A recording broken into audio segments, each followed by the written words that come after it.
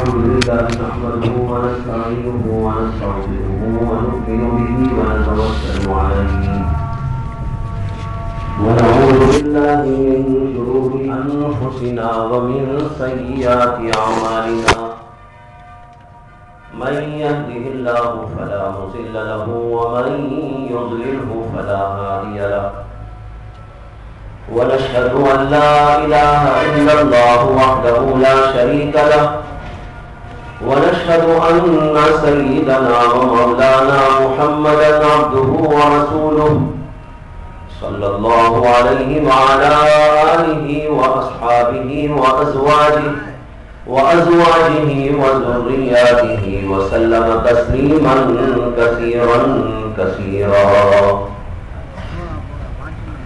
أما بعد فأعوذ بالله من الشيطان الرجيم بسم الله الرحمن الرحيم ادع إلى سبيل ربك بالحكمة والموعظة الحسنة وجادلهم بالتي هي أحسن إن ربك هو أعلم بمن ضل عن سبيله وهو أعلم بالمهتدين صدق الله العظيم. گرامی قدر حضرات علماء کرام اور بزرگان ملت، نوجوانان اسلام، آج ہم لوگ آپ کے شہر میں قائم المرکز الاسلامی کے افتتاحی اجلاس میں جمع ہیں، جس کا مقصد ہے دعوت الی اللہ، لوگوں کی ہدایت، دینی تعلیم و تعلم، قرآن اور حدیث سے لوگوں کو روشناس کرانا اور مختلف ذرائع سے، مختلف وسائل سے، مختلف طریقوں سے، مختلف راستوں سے اس سلسلے میں محنت کرنا۔ اس مقصد کے تحت میں المرکز الاسلامی کا قیام عمل میں آیا ہے اور آج اس کا افتتاحی اجلاس ہے، جس میں الحمدللہ آپ کے علاقے کے اکابر علماء اور دیگر احباب جمع ہیں۔ اس موقع کی مناسبت سے عنوان تجویز کیا گیا ہے دعوت الی اللہ کے راستے۔ سب سے پہلے ہمیں اور آپ کو یہ سمجھ لینا ہے کہ دین اسلام ایک دعوتی و تبلیغی مذہب ہے اور امت مسلمہ ایک دعوتی اور تبلیغی امت ہے، جس کا مقصد ہے وجود، مقصد حیات، اللہ کے دین کی دعوت، اللہ کے دین کی نشر و اشاعت، اللہ کے دین کو دنیا کے خطے خطے اور مختلف لوگوں تک پہنچانے کی محنت ہے۔ قرآن کریم میں امت مسلمہ کے بارے میں فرمایا گیا کنتم خیر امۃ اخرجت للناس تأمرون بالمعروف وتنہون عن المنکر، تم خیر امت ہو جس کو لوگوں کو نفع پہنچانے کے لیے ظاہر کیا گیا ہے۔ اخرجت للناس، لوگوں کو کیا نفع پہنچائے؟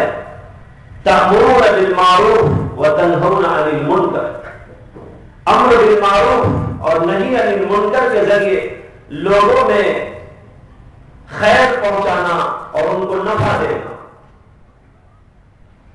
معلوم ہوا کہ یہ امت دعوتی امت ہے، تبلیغی امت ہے، اس کا مشن دعوت اور تبلیغ ہے۔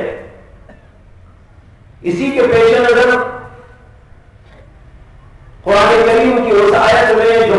خطبے میں پڑھی آپ کے سامنے، اللہ تعالیٰ حکم دیتے ہیں ادعو الی سبیل ربک بالحکمۃ والموعظۃ الحسنہ وجادلہم باللتی ہی احسن۔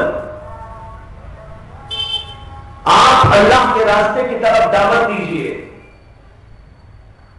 حکمت کے ساتھ اور خوبصورت نصیحت کے ساتھ، اور لوگوں سے مجادلہ اور مناظرہ کیجیے بہترین طریقے پر۔ یہ اللہ کی دعوت کے راستے ہیں، اللہ کے لیے، اللہ کے راستے کی طرف دعوت دینے کے لیے مختلف سبیلیں ہیں۔ اللہ نے اس آیت کے اندر اس کا ذکر فرمایا ہے۔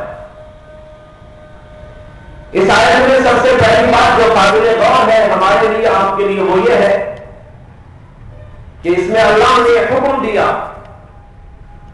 اصلی خطاب تو ہے نبی اکرم صلی اللہ علیہ وسلم کو، اور پھر آپ کے واسطے سے پوری امت کو، امت کے ہر ایک فرد کو ادعو، اللہ کے راستے کی طرف بلاؤ۔ دعوت کے معنی آتے ہیں بلانا۔ یہ لفظ اتنا عام ہے، لفظ دعوت، جو خالصتاً عربی لفظ ہے، لیکن اس کے ساتھ یہ بھی اس کی خصوصیت ہے کہ یہ ہماری زبان کا بھی لفظ بن گیا،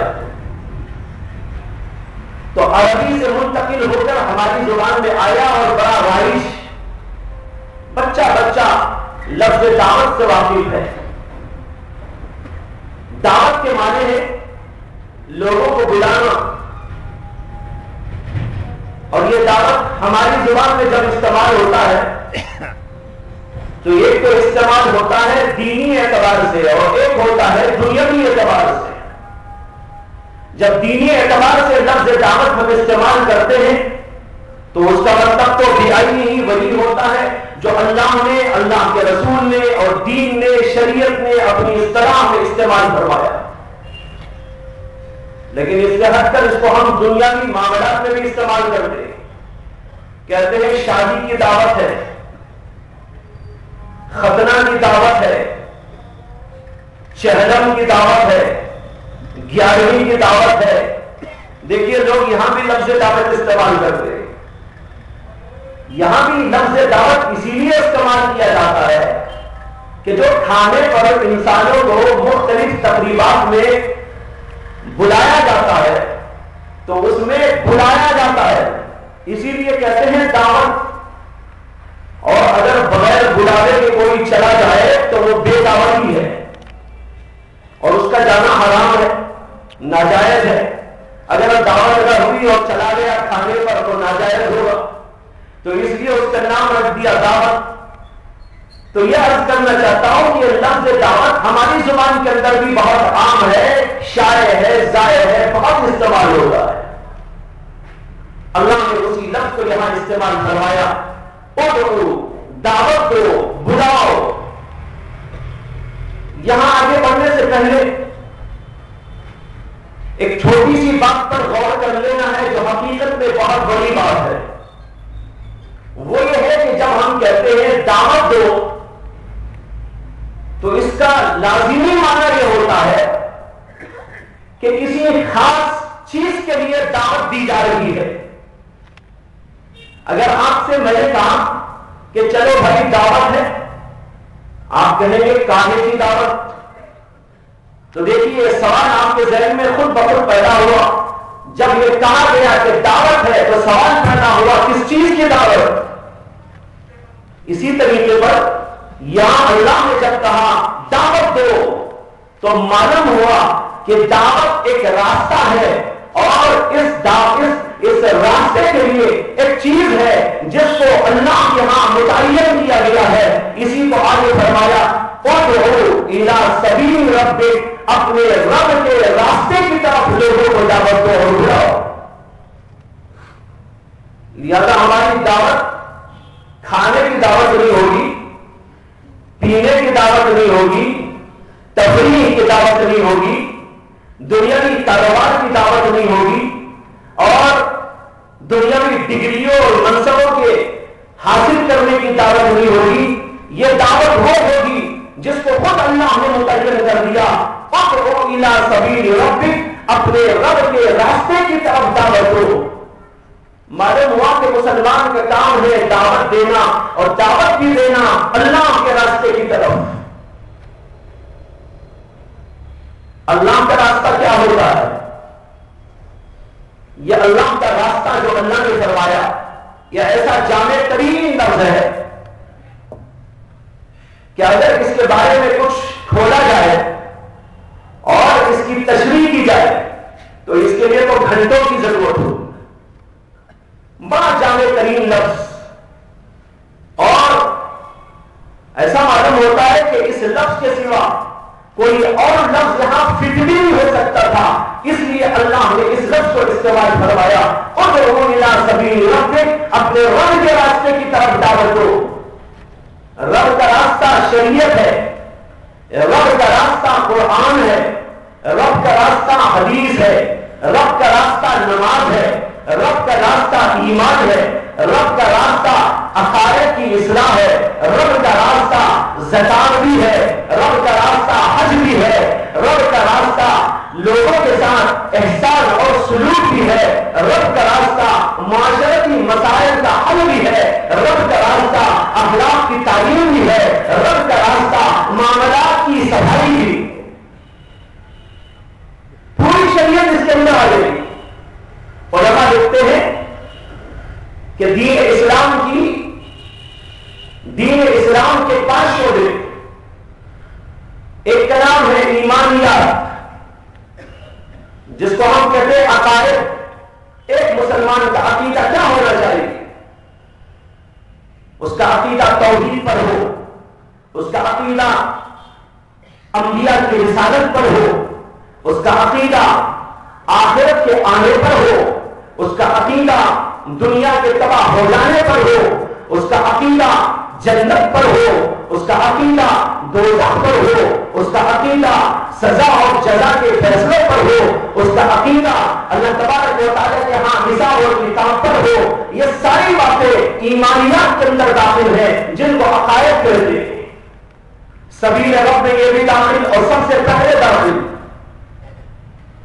اور دوسرا شعبہ ہے دین کا، جس کو کہتے ہیں عبادات و اعمال، جیسے نماز ہے، روزہ ہے، حج ہے، ذکر ہے، تلاوت ہے، قربانی ہے، اور بہت ساری عبادتیں ہیں۔ یہ عبادات، یہ دوسرا شعبہ، یہ بھی سبیل رب کے اندر داخل ہو گیا۔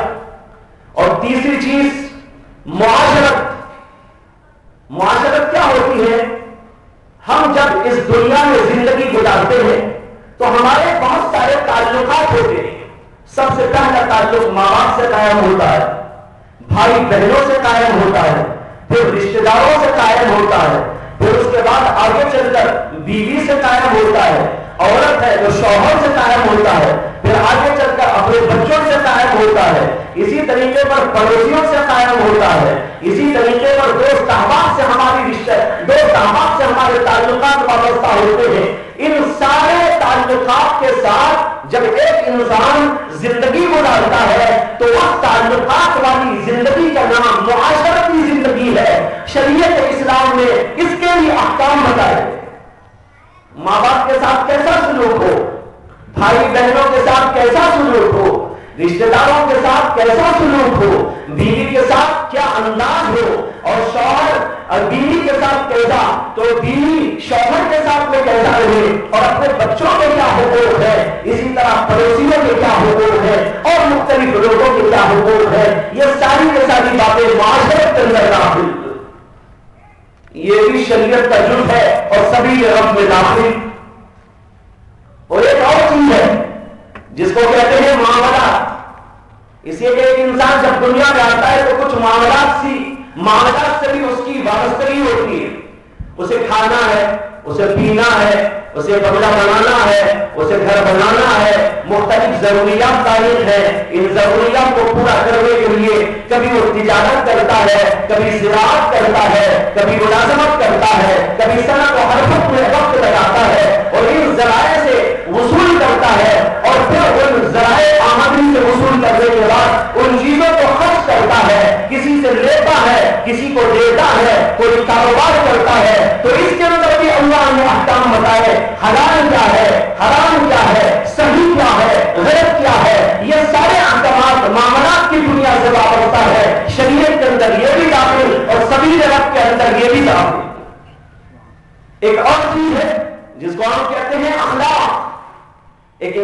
اخلاق کیسے ہو، اس کا دل کتنا صاف ہو، اور اس کا لوگوں کے ساتھ میں اٹھنا بیٹھنا رہنا سہنا کیسا پاکیزہ ہو، اور اسی کے ساتھ ساتھ وہ کھاتا کیسے ہو، وہ پینا اس کا پینا کیسا ہو، اس کا اٹھنا اور بیٹھنا کیسا ہو، اس کا سونے اور جاگنے کا طریقہ کیا ہو، کیا پاکیزہ آداب اس کے اندر ہو، کیا پاکیزہ اخلاق اس کے اندر ہو۔ شریعت مطہرہ نے اس کی بھی تعلیم دی ہے، سبیل رب کے اندر یہ بھی داخل۔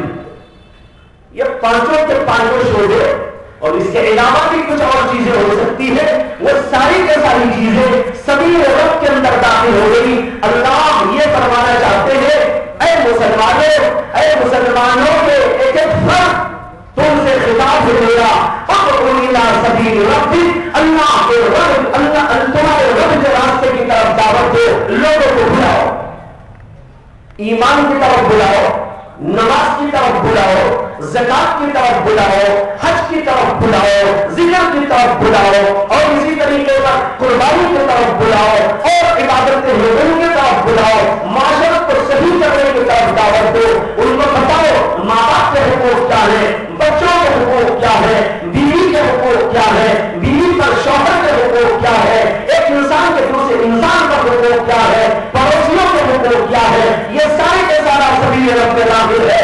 اللہ کہتے ہیں اس کی طرف بھی لوگوں کو بلاؤ، اخلاق کو صحیح کرنے کی بھی دعوت دو، اس لیے کہ وہ بھی سبیل رب میں داخل ہے۔ لہٰذا ایک انسان کیسے پاکیزہ اخلاق رکھے، کیسے بہترین اخلاق رکھے، اخلاق حسنہ اس کے اندر کیوں کر پیدا ہو، اس کی طرف بھی لوگوں کو دعوت دو اور ان کو سمجھاؤ اور بلاؤ اور ان کے اندر یہ اخلاق پیدا کرنے کی کوشش کرو۔ اسی طریقے پر معاملات کے سلسلے میں بھی لوگوں کو دعوت دو، حلال کمائی کرنا، حرام سے پرہیز کرنا، اور کسی کو دھوکہ نہیں دینا، کسی سے کاروبار کرو اور کسی سے کوئی معاملہ کرو اس کے اندر صفائی کا دھیان رکھنا، اس میں جھوٹ شامل نہ ہو، اس کے اندر دھوکہ شامل نہ ہو، اس کے اندر غلط باتیں شامل نہ ہو، اور اس کا پاکیزہ کاروبار کرو کہ حلال کمائی تم کو حاصل ہو، اس کی طرف بھی لوگوں کو دعوت دو۔ اللہ کہتے ہیں یہ ہے سبیل رب، اس سبیل رب کی طرف دعوت دینا مسلمان کا فرض ہے۔ اب اس میں پوری شریعت آگے ہی کرے گا، آگے نا، لہذا پوری شریعت کی طرف دعوت دو۔ اگر اللہ صرف اتنا کہہ دیتے کوئی خاص بات اس میں سے تو چاہے پوری بات نہ ہوتی، اللہ چاہتے ہیں نہیں، مکمل دین، مکمل شریعت، مکمل اللہ کا قانون، مکمل اللہ کے نبی علیہ السلام کی طرف سے لایا ہوا دین لوگوں کے درمیان میں آ جائے، ان کے چلنے میں، پھرنے میں، اٹھنے میں، بیٹھنے میں، ان کی معاشرت میں، ان کے اخلاق میں اور ان کے کردار میں، اور اسی طرح ان کے آداب میں، ان کی تہذیب میں اور ان کی تعلیم میں، ان کے تعلم میں، ان کی کالجوں میں اور ان کے اداروں میں اور ان کے بازاروں میں، ان کے گلی کوچوں میں اور ان کی مسجدوں میں اور ان کے محرابوں میں، ان کے ممبروں میں، ہر جگہ پر دین ہی دین ہو، اللہ کا راستہ سب جگہ پر قائم و دائم ہو۔ اس لیے فرمایا ادعو الی سبیل ربک، اللہ کے رب کے راستے کی طرف دعوت دینا۔ معلوم ہوا پوری شریعت کی طرف دعوت دینے کا حکم دیا گیا، لیکن اس دعوت دینے کے لیے کیا طریقہ کار ہونا چاہیے؟ میرا موضوع تو اس وقت یہی ہے۔ اللہ نے اس سلسلے میں ایک طرف بڑی عجیب لچک رکھی ہے اور دوسری طرف تھوڑی سی پابندیاں بھی عائد کر دی۔ ایسا معلوم ہوتا ہے کہ تھوڑی سی چھوٹ بھی ہم کو دی ہے اس سلسلے میں، کوئی پابندی نہیں، اور دوسری طرف یہ بھی معلوم ہوتا ہے کہ کچھ پابندیاں بھی لگا دی گئی ہیں۔ یوں کہہ سکتے ہیں کہ اللہ نے ہمارے لیے، آپ کے لیے دعوت کا ایک اصولی طریقہ مقرر کر دیا، لیکن اصولی طریقے کو بیان کرنے کے بعد جزوی طریقوں کو ہمارے اوپر چھوڑ دیا۔ تمہارے دیش کو دیکھو، تمہارے بھیس کو دیکھو، تمہاری زبانوں کو دیکھو، تمہارے انداز کو دیکھو، تمہارے ملک کو دیکھو، لوگوں کے مزاج کو دیکھو، لوگوں کے حالات کو دیکھو، اور جس جگہ پر تم کام کر رہے ہیں وہاں کے ماحول کو دیکھو، اور پھر اس کے لیے طریقے خود ہی ایجاد کر لینا، اس میں تمہارے لیے کوئی پابندی نہیں۔ اسی لیے کہا دعوت دو، دعوت دینے کے لیے کوئی طریقہ مقرر نہیں کیا، اس کو اللہ نے عام رکھ اس کو اللہ نے جو ہے ہم اس سے آزاد چھوڑ دیا، اس لیے کہ بھائیوں زمانے کے حالات بدلتے رہتے ہیں، ملکوں کے حالات متغیر ہوتے رہتے ہیں، لوگوں کا مزاج الگ الگ ہوا کرتا ہے، زبان بھی الگ الگ استعمال کرنی پڑتی ہے، کسی کے لیے کوئی طریقہ کارگر ہوتا ہے، کسی کے لیے کوئی اور طریقہ کارگر ہوتا ہے، کسی ملک کے اندر ایک طریقے کو اختیار کرنا زیادہ فائدہ مند ہوتا ہے، دوسرے ملک کے اندر دوسرا طریقہ زیادہ فائدہ مند ہوتا ہے، ایک جگہ سے ایک زبان سے دعوت دینا ایک جگہ کے علاقے کے لوگوں کے لیے ضروری ہوتی ہے، اور اسی زبان کو آپ کسی دوسرے ملک میں استعمال کریں گے تو ناکام ہو جائیں گے دعوت کی راہ میں، اس لیے کہ وہاں وہ زبان نہیں چلتی۔ اس لیے اللہ نے عام رکھا دعوت دو، لیکن کچھ اصول بتا دیے، اصولی طور پر کچھ چیزیں ہمارے سامنے رکھی، اور اللہ نے 3 طریقوں کو ہمارے سامنے پیش کیا ہے کہ 3 طریقوں سے، 3 ذریعوں سے، 3 راستوں سے اللہ کے دین کی طرف لوگوں کو بلاؤ۔ یہ کیا راستے ہیں؟ اللہ نے فرمایا ادعو الی سبیل ربک بالحکمہ والموعظۃ الحسنہ وجادلہم بالتی ہی احسن۔ 3 طریقے ہیں۔ ایک طریقہ ہے حکمت کے ساتھ دعوت کا کام کرو۔ دوسری بات بتائی حسین اور خوبصورت نصیحت کے ذریعے لوگوں کو اللہ کے راستے کی طرف بلاؤ، اور تیسری بات فرمائی کہ مجادلے اور مناظرے کے ساتھ لوگوں کو اللہ کے دین کی طرف دعوت دو۔ یہ 3 راستے ہیں۔ پہلا راستہ فرمایا حکمت کا راستہ۔ حکمت کی تفسیر علماء نے کی ہے دلائل کے ساتھ۔ انہوں نے کہا بالحکمہ کے معنی ہے بالعلم، بالدلائل، دلیلوں کے ساتھ علم کی روشنی میں، علمی دلائل کی روشنی میں لوگوں کو اللہ کے راستے کی طرف دعوت دو۔ اس لیے کہ لوگوں میں ایک وہ طبقہ ہوتا ہے جو طبقہ پڑھا لکھا ہوتا ہے، عقل مند ہوتا ہے، گریجویشن کیا ہوا ہوتا ہے، اس کی عقل ذرا بھاری ہوتی ہے۔ ایسے لوگوں کو آپ اللہ کا راستہ بتانا چاہیں، اللہ کے راستے کی طرف دعوت دینا چاہیں، اللہ کے راستے کی طرف دعوت دیتے ہوئے ان سے اگر آپ یہ کہنا چاہیں ایک اللہ کو مانو، توحید کی دعوت، رسولوں کو تسلیم کرو، رسالت کی دعوت، آخرت آنے والی ہے، اس سے ذرا جو ہے اپنی تیاری ابھی سے شروع کر دو، یہ آخرت والی دعوت، یہ اگر آپ کسی کے سامنے پیش کرنا چاہیں، اگر وہ آدمی پڑھا لکھا ہے یا عقل مند ہے، گریجویشن کیا ہوا ہے، کالج میں پڑھتا ہے اور مختلف کتابیں اور یہ اور وہ پڑھنے کا عادی ہے، اس قسم کے لوگوں سے آپ کی گفتگو ہو، اس کے ذہن میں سوال ہوگا کہ بھائی یہ صاحب مجھے کہتے ہیں توحید کے اوپر آ جاؤ، یہ صاحب مجھے بلاتے ہیں اللہ کے راستے کی طرف اور کہتے ہیں کہ ایک اللہ کو مانو، اب یہاں پر یہ ایک اللہ کو ماننے کی دلیل کیا؟ اب یہاں پر ہمیں دلیل کے ذریعے اسے قائل کرنا ہو، یہ ہے حکمت۔ حضرت سیدنا ابراہیم خلیل اللہ علیہ السلام کا واقعہ قرآن میں آیا ہے اور ان کے کئی واقعات ہیں۔ انہوں نے جو دعوتی کام کیا، اس دعوتی کام کے سلسلے میں اللہ نے ان کے متعدد واقعات ذکر کیے ہیں، ان میں سے 2 واقعات آپ کے سامنے عرض کرتا ہوں۔ ایک واقعہ تو اللہ نے یہ فرمایا کہ ابراہیم علیہ السلام نے اپنے لوگوں میں توحید کا پیغام پیش کرنے کے لیے ایک طریقہ اختیار کروایا۔ کیا طریقہ؟ ایک دفعہ وہ آئے اور اوپر انہوں نے دیکھا ستارے چمک رہے ہیں، انہوں نے لوگوں کو دیکھ کر یہ فرمایا ھذا ربی، یہ میرا رب ہے۔ یہ ان کا عقیدہ ہی تھا، یہ سمجھانے کا ایک طریقہ تھا، دلائل فراہم کرنے تھے، دلیل فراہم کرنے کے لیے انہوں نے یہ فرمایا ھذا ربی، ارے یہ ستارے چمک رہے ہیں، کیا چمک ہے ان میں، کیا دمک ہے ان میں، اتنی دوری پر ہونے کے باوجود روشنی یہاں پر پھینک رہے ہیں اور مخلوق کو اس سے ہدایت مل رہی ہے، یعنی راستہ مل رہا ہے۔ ھذا ربی، یہ میرا رب ہے۔ حضرت ابراہیم علیہ السلام کی جو قوم تھی وہ ستاروں کو پوچھتی تھی، وہ چاند کو پوجتی تھی اور اسی طرح سورج کی پجاری تھی. حضرت ابراہیم علیہ السلام کہنے لگے ہاں رب. تھوڑی دیر کے بعد دیکھا وہ ستارے غائب ہو گئے. جب وہ ستارے غائب ہو گئے حضرت ابراہیم علیہ السلام نے انہی لوگوں سے کہا ارے یہ ستارے جن کو میں نے کہا خدا ہے یہ خدا کیسے ہو سکتے ہیں؟ میں اس خدا کو نہیں جانتا, میں اس خدا کو خدا نہیں مانتا. جو غائب ہو جانے والا ہو خدا تو وہ ہوتا ہے جو ہمیشہ حاضر ہوتا ہی ہوتا. اب دیکھیے دلیل فراہم کرنے کے نہیں کرتے, یہ ہے دلیل کے ذریعے سمجھانا. اسی کو اللہ نے حکمت کے لفظ سے تعبیر کیا. پھر ایک دن ایسا ہوا کہ ابراہیم علیہ السلام آئے, دیکھا تو چاند چمک رہا ہے. چاند کو دیکھ کر کہا ہاذا ربی, ارے یہ خدا معلوم ہوتا ہے, دیکھو اس سے زیادہ چمک اس سے زیادہ روشنی اس کے اندر موجود.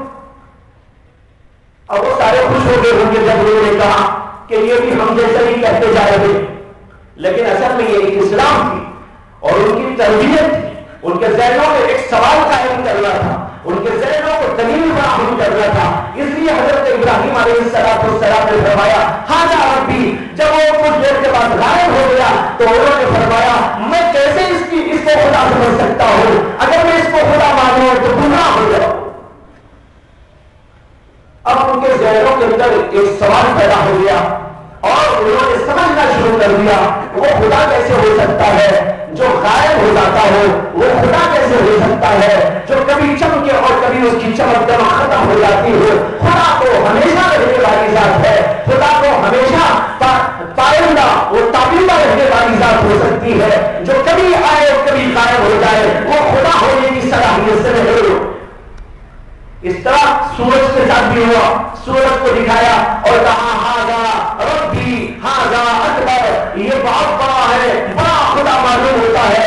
جب وہ شام میں غروب ہو گیا حضرت ابراہیم علیہ السلام نے کہا میں اس سے بری ہوں. یہ ساری دلیلیں فراہم کرنے کی بات تھی.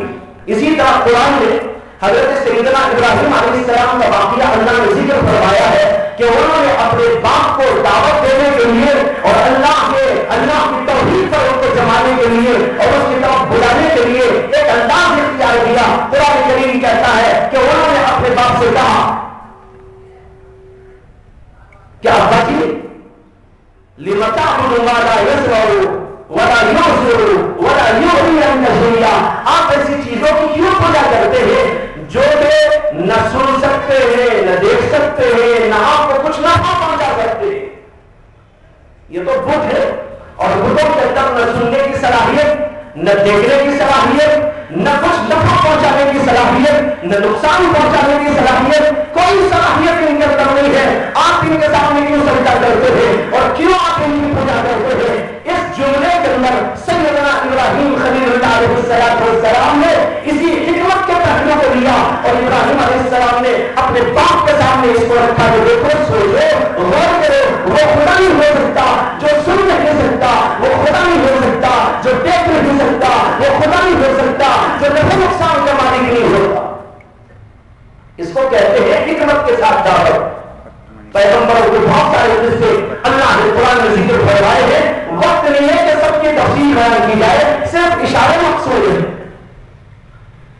ایک تو یہ طریقہ ہوتا ہے دلائل سے گفتگو کرنا, عقلی دلیل سے, نقلی سے مراد قرآن و حدیث کی دلیل سے گفتگو کی جائے اور لوگوں کے سامنے حقائق کو واضح کیا جائے, توحید کو واضح کیا جائے, رسالت کو واضح کیا جائے, آخرت کو واضح کیا جائے. یہ ساری کے ساری چیزیں دلیل کے ساتھ اگر گفتگو کر کے لوگوں کے سامنے پیش کی جائے, علمی انداز سے اس کو پیش کیا جائے اور لوگوں کو بلایا جائے تو اس کو کہتے ہیں دعوت بالحکمت. آگے اللہ نے کہا والموعظۃ الحسنہ. دوسرا طریقہ لوگوں کو اللہ کے راستے کی طرف دعوت دینے کا یہ ہے کہ خوبصورت بہترین نصیحت کا پہلو اختیار کیا جائے. نصیحت کا پہلو کیا؟ بعض لوگ ایسے ہوتے ہیں کہ وہ زیادہ پڑھے لکھے نہیں ہوتے اور معمولی عقل کے لوگ ہوتے ہیں, دلیل سمجھنے کی ان کے اندر صلاحیت بھی نہیں ہوتی, اتنی ان کی عقل نہیں ہوتی, اتنا ان کا علم نہیں ہوتا, اتنا ان کا دماغ نہیں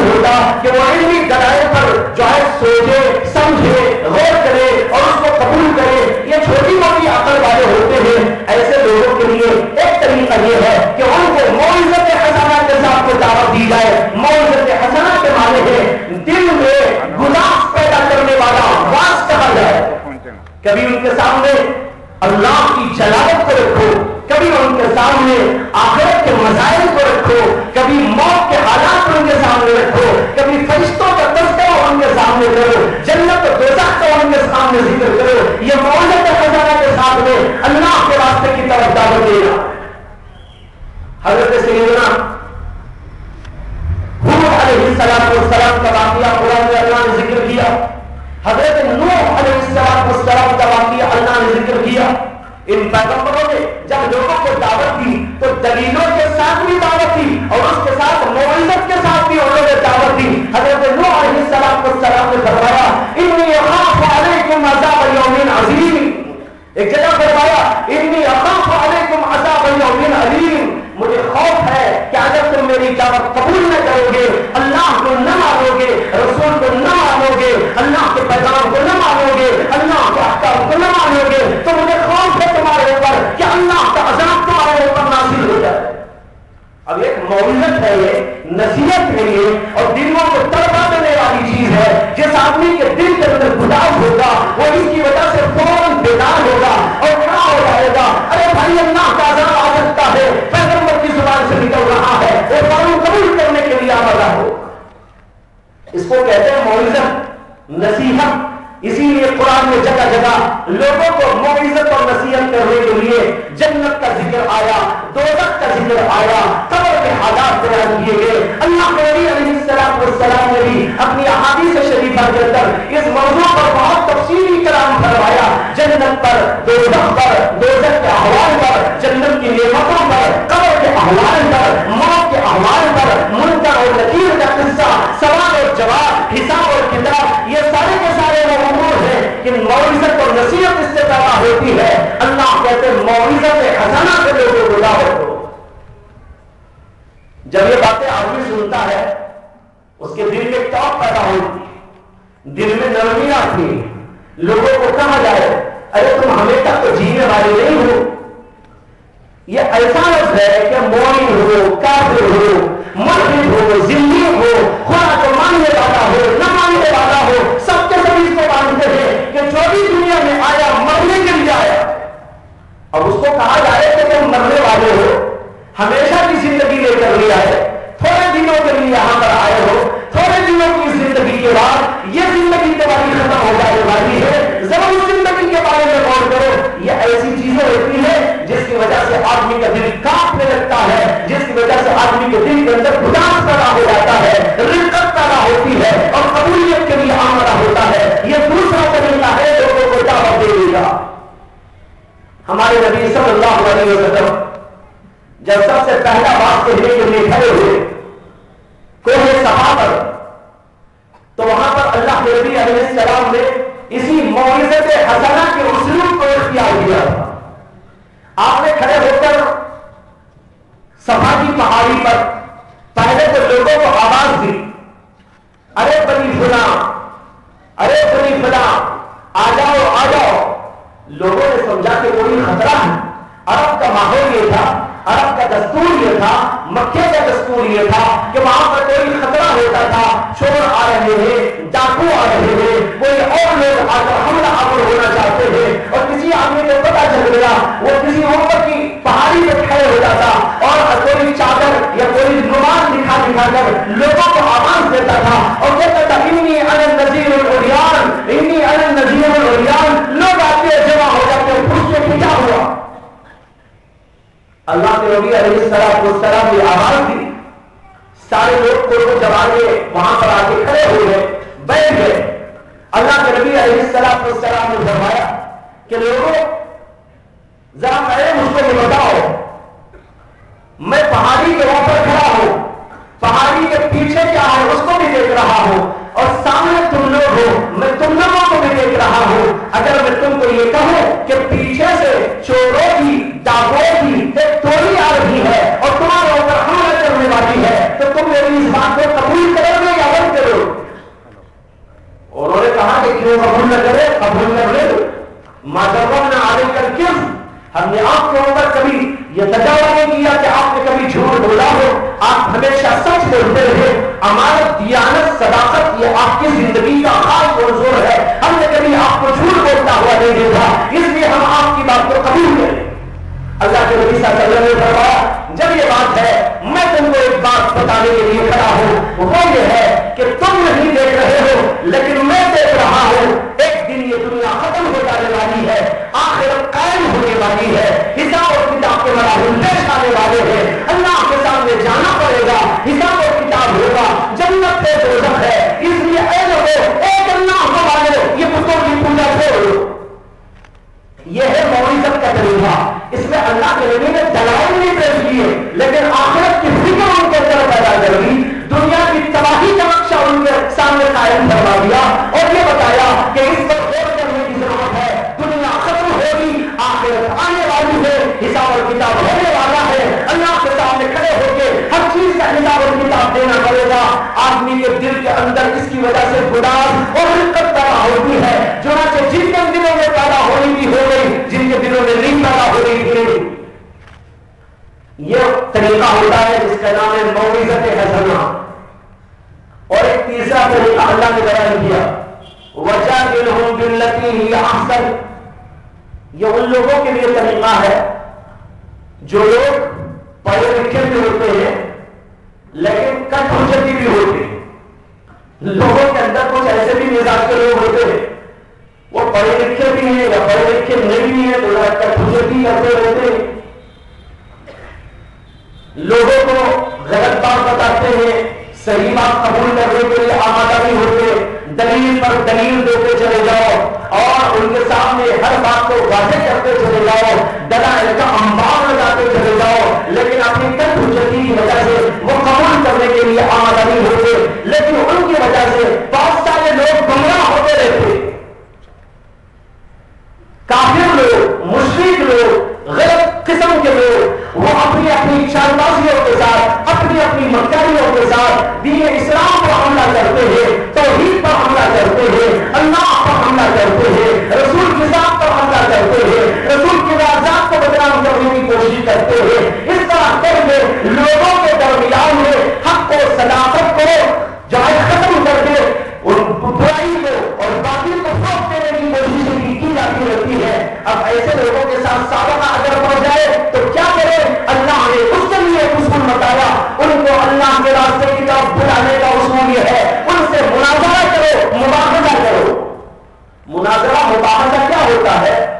دلیل کی بنیاد پر گفتگو ہوتی ہے اور ان کی دلیلیں سن کر ان کی دلیلوں کا جواب دیا جاتا ہے اور ہماری دلیلوں کو واضح طریقے پر پیش کر کے ان کے دلائل کی روشنی میں ہمارے دلائل کو ثابت کرنے کی کوشش کی جاتی ہے۔ یہ طریقہ بھی اسلامی طریقہ ہے، قرآنی طریقہ ہے، اس کا بھی حکم اللہ نے عطا فرمایا ہے۔ قرآن مجید کے اندر حضرت سیدنا ابراہیم خلیل اللہ علیہ السلام کا ایک جگہ مناظرہ بھی عمل فرمایا جاتا ہے۔ جب حضرت ابراہیم علیہ السلام کو اس زمانے کے بادشاہ سے، جس کا نام بعض روایتوں کے اندر نمرود لکھا ہوا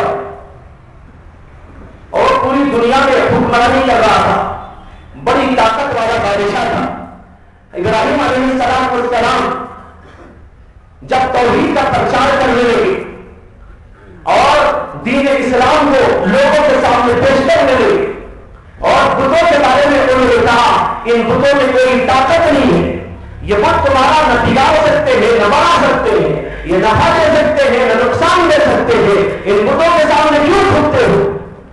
تو جب یہ ساری باتیں ہو رہی تھی تو نمرود بادشاہ نے ان کو طلب کیا، جب وہ سامنے آئے تو نمرود نے کہا کہ تم کیا دعوت دیتے ہو؟ ابراہیم علیہ السلام نے اپنی دعوت پیش، کہا کہ تمہارا پروردگار کیا کرتا ہے، کیا کر سکتا ہے؟ ابراہیم علیہ السلام نے کہا میرا پروردگار تو وہ ہے جو مشرق سے سورج پہلے تمہیں فرمایا، میرا خدا وہ خدا ہے جو مارتا بھی ہے اور جلاتا بھی ہے، موت و حیات اس کے قبضے میں، بچوں کی پیدائش ہو رہی ہے روزانہ ہزاروں لاکھوں کی تعداد میں دنیا میں، تو یہ کس کا کارنامہ ہے؟ یہ وسیع اللہ کا کارنامہ، اور موتیں بھی روزانہ واقع ہوتی رہتی ہیں ہزاروں نہیں لاکھوں کی تعداد میں، تو یہ کس کا کارنامہ ہے؟ یہ بھی اسی اللہ کا کارنامہ ہے۔ موت کا دینا اور زندہ کرنا یہ دونوں کام اللہ کے کام ہے، لیکن بڑا بلیغ الذہن تھا بہت ہی کمزور عقل کا تھا. بس کے پاس مال تو ہوتا ہے, حکومت تو ہوتی ہے, طاقت تو ہوتی ہے, روپیہ اور پیسہ تو ہوتا ہے, لیکن ان کے پاس عقل نہیں ہوتی. جیسے ایک جگہ ایک بادشاہ کا قصہ سنا کہ ایک بزرگ ایک بادشاہ کے ملک کے اندر داخل ہوئے, شہر کے اندر داخل ہونا چاہے, ایک جگہ سے دوسری جگہ کو. جب وہ آئے تو انہوں نے دیکھا کہ شہر کا جو دروازہ ہوتا ہے وہ دروازہ اور پھاٹک بند ہے دن کے اندر. تو ان کو بڑا تعجب ہوا کہ بھائی دن کے اندر شہر کا جو ہے وہ دروازہ بند کیوں ہے. تو وہاں پر جو لوگ تھے سیکیورٹی پر ان سے انہوں نے پوچھا کہ بھائی کیا کوئی خاص بات ہے کیا, آج دروازہ کیوں بند ہے؟ شہر کا دروازہ, کسی کمرے کا دروازہ نہیں اور آپ کے گھر کا دروازہ نہیں, شہر کا دروازہ. اور شہر کا دروازہ کہاں ہوتا ہے؟ جہاں ختم ہوتا ہے شہر. اب وہاں ایک دروازہ ایسے ہی بنا کر اس طرح دروازہ ڈال دیا جاتا ہے. اب وہاں دیکھا تو دروازہ بند ہے. انہوں نے پوچھا کہ دروازہ دن میں کیوں بند ہے؟ لوگوں نے کہا بات دراصل یہ ہے کہ بادشاہ کے محل سے بادشاہ کا باز یعنی ایک پرندہ جو ہوتا ہے وہ پرندہ اڑ گیا. بادشاہ نے حکم دے دیا ہے کہ دروازے بند کر دو تاکہ وہ پرندہ باہر نہ جائے. اب آپ ہی اندازہ کیجئے کہ کتنا پریدو ذہن ہوگا, بے وقوف بادشاہ ہوگا. گھر کے اندر کی بات ہوتی تو الگ بات, جب وہ نکل گیا یہاں سے فضا میں, وہ تو اوپر ہم کے پتہ نہیں کہاں چلا جائے, اس کے دروازے میں وہ کہاں جائے گا. لیکن بادشاہ نے حکم دیا ہے کہ دروازہ بند کر دو شہر کا, اس لیے ہم نے بند کر دیا. انہوں نے کہا تو یہ بزرگ جو تھے انہوں نے سر پکڑ لیا اور پھر اس کے بعد ان کی زبان سے جملہ نکل گیا. انہوں نے کہا کہ اے اللہ, ایک تو ہم ہیں, آپ نے اتنا علم دیا, اتنی عقل عطا فرمائی, لیکن ہمارا حال تو یہ ہے کہ پیروں میں جوتیاں بھی ہماری ٹھیک نہیں ہے, بدن پر کپڑے بھی ٹھیک نہیں. یہ بھی ایک بادشاہ ہے جس کے پاس عقل نام کو بھی نہیں ہے. اس کا یہ حال کہ اتنا بڑا مالک, اتنا بڑا حاکم اور اتنی بڑی دولت, اتنے اس کے پاس حشر و کرم, یہ سارے اس کے پاس میں جمع ہے, اور ہم لوگوں کا حال یہ ہے عقل ہے, علم ہے, بڑی عقل ہے, ساری دنیا کو ہدایت دے سکے, لیکن ہمارے پاس تو جھوٹے بھی ٹھیک نہیں. یہ کچھ شکوے کے انداز سے ان کی زبان سے نکل گیا. فوراً الہام ہوا کہ اگر تم یہ چاہتے ہو کہ تمہاری اس فقیری کے ساتھ تمہاری یہ عقل ہم چھین لیں اور تم کو بادشاہ کی بے وقوفی کے ساتھ اس کی حکمرانی دے دیں, تو کیا تم اس پر راضی ہو؟ اس کی بے وقوفی بھی تم کو دے دیں گے, اس حکومت بھی تم کو دے دیں گے, اور تمہاری عقل بھی چھین لیں گے, تمہارے فقر و فاقے کو بھی چھین لیں گے, وہ اس کو دے دیں گے, یہ تم کو دے دیں گے, کیا تم اس پر راضی ہو؟ فوراً سجدے میں گر پڑے, کہنے لگے اللہ اس بے وقوفی کے ساتھ میں یہ نہیں, ایسی سات اقلیمیں بھی مجھ کو دی جائے تو منظور نہیں. تو بھائیوں, بعض لوگ بڑے بے وقوف ہوتے ہیں. نمرود کے ایسے بے وقوف بادشاہ تھا. حضرت ابراہیم علیہ السلام نے جب کہا کہ میرا پروردگار تو وہ پروردگار ہے جو موت و حیات کا مالک ہے, پیدا کرنا اس کا کام ہے, حیات دینا اس کا کام ہے, مارنا اور موت دینا بھی اس کا کام ہے, کہنے لگا یہ کام تو میں بھی کر سکتا ہوں, یہ کام تو میں بھی کر سکتا ہوں. اس کے بعد اس نے کیا کیا, ایک اچھے خاصے آدمی کو جو باہر چل رہا تھا راستے میں, حکم دے دیا کہ اس آدمی کو پکڑ کے لاؤ, اسے پھانسی پہ چڑھا دو. پھانسی پہ چلا دیا, کہنے لگا دیکھو مارنا تو میرا بھی کام ہے. اور پھر ایک آدمی جس کے اوپر یہ فیصلہ ہو چکا تھا کہ اسے پھانسی پہ لٹکانا ہے, اور آج وہ پھانسی پہ لٹکنے والا ہے, کچھ ہی دیر پہلے اس نے یہاں سے پیغام بھیج دیا کہ جس کو مارنے کے لیے تیار کیا گیا ہے, پھانسی کے تختے پہ لٹکانے کے لیے تیار کیا گیا ہے, اس کو چھوڑ دو اور اس کو آزاد کر دو. کہتے لگے تو حیات ہم نے دے دی. اب یہ موت و حیات تھوڑا ہی ہے, یہ تو قتل اس کا نام ہے, یہ موت اس کا نام نہیں ہے.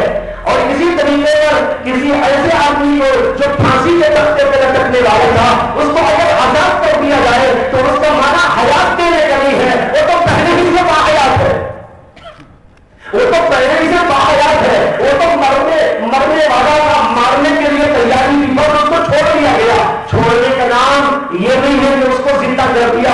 اتنا بلیغ و ذہن تھا, بات سمجھ نہیں پایا. حضرت سیدنا ابراہیم خلیل اللہ علیہ السلام نے جب دیکھا کہ یہ مناظرہ کرنے کے لائق نہیں ہے, اس کے اندر تو کیا کچھ بتائی جاتی ہے ابراہیم علیہ السلام نے ایک دوسری دلیل دی اور اس کو قائم کرنے کے لیے دوسری دلیل جو انہوں نے دی قرآن کریم نے اس کو بھی نقل کیا اور فرمایا کہ انہوں نے کہا میرا پروردگار تو وہ ہے جو مشرق سے سورج کو نکالتا ہے مغرب میں روزانہ ڈبوتا ہے اگر تو بھی کر سکتا ہے تو بھی کر دے گا. ساری دنیا دیکھ رہی ہے سورج کہاں سے نکلتا ہے مشرق سے نکلتا ہے غروب کہاں ہوتا ہے مغرب کی طرف غروب ہوتا ہے. انہوں نے کہا اگر تو خدا ہے جیسے کہ تیرا دعویٰ ہے تو مشرق سے نکلتا ہے مغرب میں ڈوبتا ہے تو ایسا کر دینا کہ مغرب سے نکال کر مغرب میں ڈوب مشرق میں ڈوب.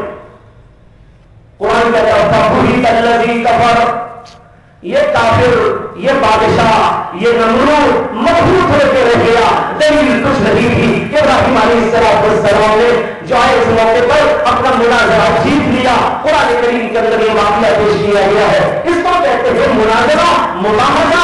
یہ اللہ کے نبی نے بھی کیا ہے اور پیغمبروں نے بھی کیا ہے. علماء بھی ہر زمانے میں ضرورت کے مطابق کبھی عیسائیوں سے مناظرہ کرتے ہیں کبھی جو ہے قادیانیوں سے مناظرہ کرتے ہیں اور کبھی جو ہے ہندو لوگوں سے مناظرہ کرتے ہیں کبھی اور کسی سے مناظرہ کرتے ہیں. ان مناظرات کے ذریعے سے یہ ثابت کر دیا جاتا ہے اسلام حق مذہب ہے. اس کو اللہ نے کہا وَجَادِلْهُمْ بِالَّتِي هِيَ أَحْسَنُ. اچھے طریقے سے مناظرہ کرو. اچھے طریقے کا مطلب کیا مناظرے میں گالی نہ بڑھو خامخواہ غصے میں نہ آ جاؤ اور چھیڑ چھاڑ کی بات نہ کرو. بات کرو دلیل کی بات کرو قرآن کی بات کرو عقل کی بات کرو تمیز کی بات کرو لیاقت کی بات کرو تہذیب کی بات کرو شائستگی کی. یہ ہے وہ مناظرہ التی ہی احسن جو بہترین طریقے پر ہو. اگر اس میں کوئی گالی نہیں لگے گالی پر ایک لطیفہ آپ کو سناؤ. ہمارے بزرگوں میں حضرت مولانا اسد اللہ صاحب نور اللہ مرقدہ حضرت تھانوی کے جلیل القدر خلیفہ گزرے. مدارنون سہارنپور میں حضرت شیخ الحدیث مولانا زکریا کالوی رحمۃ اللہ علیہ کے زمانے میں وہ بھی تھے یہ بھی تھے. دونوں ہم اثر بزرگ ہیں بڑے جلیل القدر والے. وہ بہت بڑے مناظر تھے. کبھی عیسائیوں سے مناظرہ کبھی ہندوؤں سے مناظرہ کبھی کسی اور سے مناظرے بہت بڑے رہی. ایک دفعہ ایک مناظرے میں گئے عیسائی پادری سے مناظرہ ہوا تھا. مناظرے کے درمیان میں وہ پادری غصے میں آیا اور اس نے حضرت کو گالی دے دی. جب گالی دے دی تو حضرت مولانا شاہ اسد اللہ صاحب رحمۃ اللہ علیہ سامنے کے بیٹھ گئے اور انہوں نے فرمایا کہ جو ہے پادری جی آپ نے تو جو ہے مناظرہ گالیوں سے شروع کر دیا ہے اس لیے اب میں چاہتا ہوں کہ میں اگر آپ چاہتے ہیں کہ مناظروں سے جو ہے گالیوں سے مناظرہ کیا جائے تو چلیے تھوڑی دیر کے لیے گالی کا مناظرہ ہو جائے. اس کے بعد انہوں نے گالیوں کا مناظرہ شروع کیا اور 360 گالیاں بغیر سانس لیے اس طرح پر دے دی کہ کوئی گالی مقرر نہیں ہے. یہ غصے میں نہیں دیا انہوں نے. جب اس نے ان کو غصہ دلانے کے لیے مناظرے میں ایسا کر دیا تو انہوں نے مزاح میں کر کے دکھایا کہ جو ہے اس کو 360 گالیاں دی اور بہترین لب و لہجے میں دے دی اور یہ کہہ دیا کہ بھائی تم مناظرہ کرنا اس میں چاہتے ہو تو اس میں مناظرہ کرو. تو خیر یہ نتیجہ ہے. تو بتانا یہ ہے کہ بہترین مناظرے کی اللہ نے ہم کو تلقین کی اور فرمایا التی ہی احسن. یہ 3 طریقے اللہ نے بتائے. اب ان 3 طریقوں سے یعنی علمی دلائل کی روشنی میں اور دوسرے موعظت حسنہ کی روشنی میں اور مناظرے اور مباحثے کے انداز پر لوگوں کو اللہ کے دین کی طرف دعوت دی جائے اللہ کے راستے کی طرف لوگوں کو بلایا جائے. اب اس اللہ کے راستے کو بلانے کے لیے یہ 3 اصول سے آپ جتنے چاہے درج جائے ذہنی طور پر راستے تیار کر دیجیے. اس کے اوپر کوئی پابندی نہیں لگائی گئی. اس میں ہم کو آزاد رکھا گیا ہے کہ تمہارے ماحول کے اعتبار سے تمہارے مزاج کے اعتبار سے تمہارے مخاطبین کے مزاج کے اعتبار سے اور ان کی زبان کے اعتبار سے جس لبوں میں جس انداز سے جس طریقے سے تم چاہے دعوت کا کام کرو تاکہ اللہ کا یہ پیغام لوگوں تک پہنچ جائے قرآن پہنچ جائے حدیث پہنچ جائے احکام پہنچ جائے وہ عقیدے کے بارے میں ہو وہ پہنچ جائے معاشرت کے بارے میں ہو تو وہ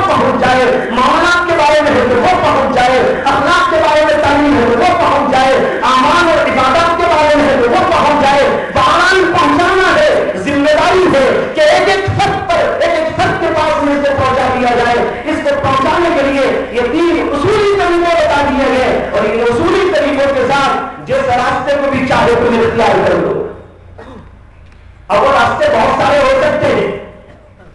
ایک راستہ وہ راستہ ہے حضرات محدثین پیدا ہوئے, انہوں نے اس زمانے میں حدیثوں کو یاد کرنا اور پھر حدیثوں کو بیان کرنا اور مجلسیں قائم کر کے اللہ کے دین کا یہ حصہ جو حدیث کے علاقہ ہے وہ لوگوں تک پہنچانا شروع کر دیا. ایک عجیب دور چلا, وہ دور حیرت انگیز قسم کا دور تھا, بڑا مبارک دور تھا, بہت ہی عجیب و غریب قسم کا دور تھا. بڑے بڑے محدثین پیدا ہوئے تھے, امام بخاری پیدا ہوئے, امام مسلم پیدا ہوئے, امام ترمذی پیدا ہوئے, امام ابو داؤد پیدا ہوئے, امام ابن ماجہ پیدا ہوئے, اور ان سے پہلے امام احمد پیدا ہوئے, امام سفیان ثوری پیدا ہوئے, امام ابن مبارک پیدا ہوئے, اور پھر ان سے بھی پہلے عام جائیں گے ابن ابی شیبہ پیدا ہوئے, عبد الرزاق پیدا ہوئے, حسن بصری پیدا ہوئے. یہ جلیل القدر ائمہ اپنے اپنے زمانے میں پیدا ہوئے. انہوں نے احادیث کو حاصل کیا اور لوگوں تک پہنچانا شروع کیا, قرآن کو حاصل کیا, لوگوں تک پہنچانا شروع کیا. دو طریقے سے پہنچایا جاتا تھا. ایک طریقہ یہ تھا حفظ کیا جاتا تھا, لوگوں کو حفظ کرایا جاتا تھا, درس کی مجلسیں قائم ہوتی تھی اور حدیث دوسروں تک پہنچا دی جاتی تھی. ایک ایک حدیث کو پہنچانے کی ذمہ داری سمجھتے اور لوگوں تک پہنچا دیا جاتا. امام بخاری رحمۃ اللہ علیہ پڑھ کر تشریف لائے, اور جب پڑھ کر وہ تشریف لائے تو درس کے لیے ان کو بٹھایا گیا, اور جب درس کے اندر انہوں نے حدیث کا درس دینا شروع کیا تو ان کے سامنے بھائیوں ایک ایک لاکھ کا مجمع ہوتا تھا.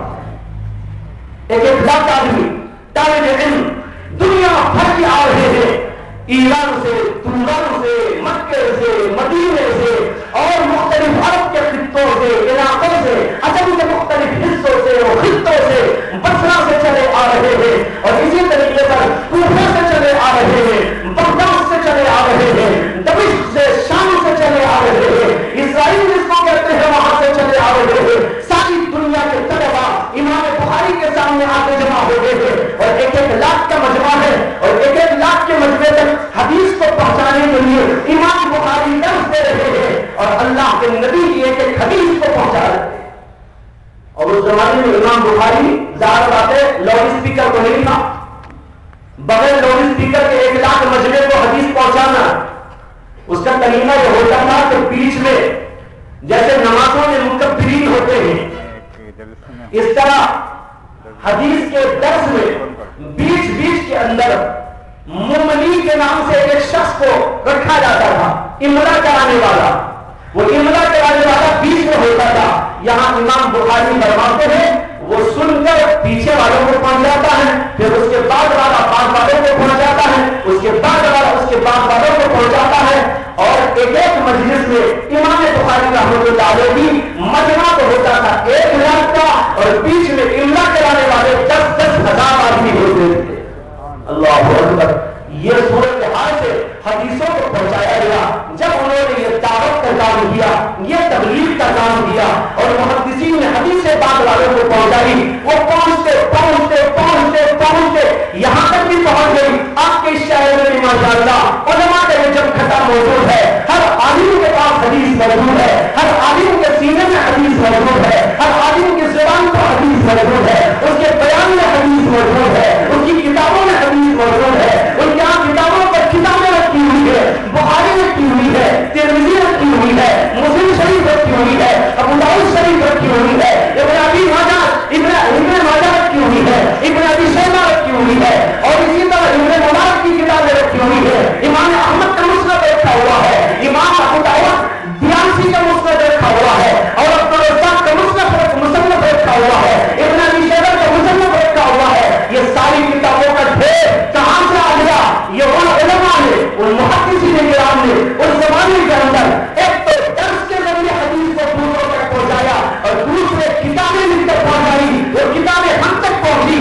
الحمدللہ آج وہ ذریعہ ہمارے سامنے پہنچا ہوا ہے. پہنچ گیا کہ نہیں پہنچا؟ پہنچ گیا, الحمدللہ پہنچ گیا. انہوں نے اگر محنت نہ کی ہوتی تو ہم تک یہ ذریعہ کہاں پہنچتا؟ بخاری کو کون جانتا, مسلم کو کون جانتا, اور احمد کو کون جانتا, ابو حنیفہ کو کون جانتا, امام شافعی کو کون جانتا, مالک کو کون جانتا, سفیان ثوری کو کون جانتا, سفیان بن عیینہ کو کون جانتا, اوزاعی کو کون جانتا, ابن ابی لیلہ کو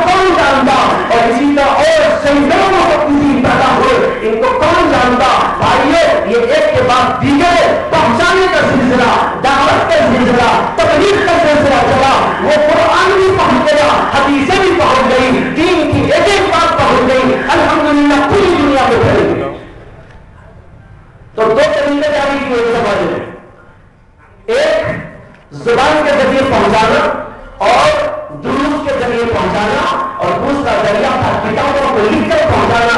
قرآن میں اللہ نے جو سب سے پہلی وحی نازل فرمائی اسی کے اندر اللہ نے قلم کا ذکر فرمایا ہے. اللہ تعالیٰ کہتے ہیں علم بالقلم علم الانسان ما لم يعلم. اللہ نے قلم کے ذریعے سے انسان کو علم سکھایا اور علم سکھایا انسان کو ان سب چیزوں کا جس کو جانتا نہیں تھا. جب آگے پیش آیا تھا کچھ نہیں جانتا تھا, قلم کے ذریعے اللہ نے علم کو عام کر دیا. معلوم ہوا قلم کے ذریعے بھی علم حاصل کیا جاتا ہے, قلم کے ذریعے بھی دعوت کا کام کیا جاتا ہے, قلم کے ذریعے بھی اللہ کے دین پہنچایا جاتا ہے.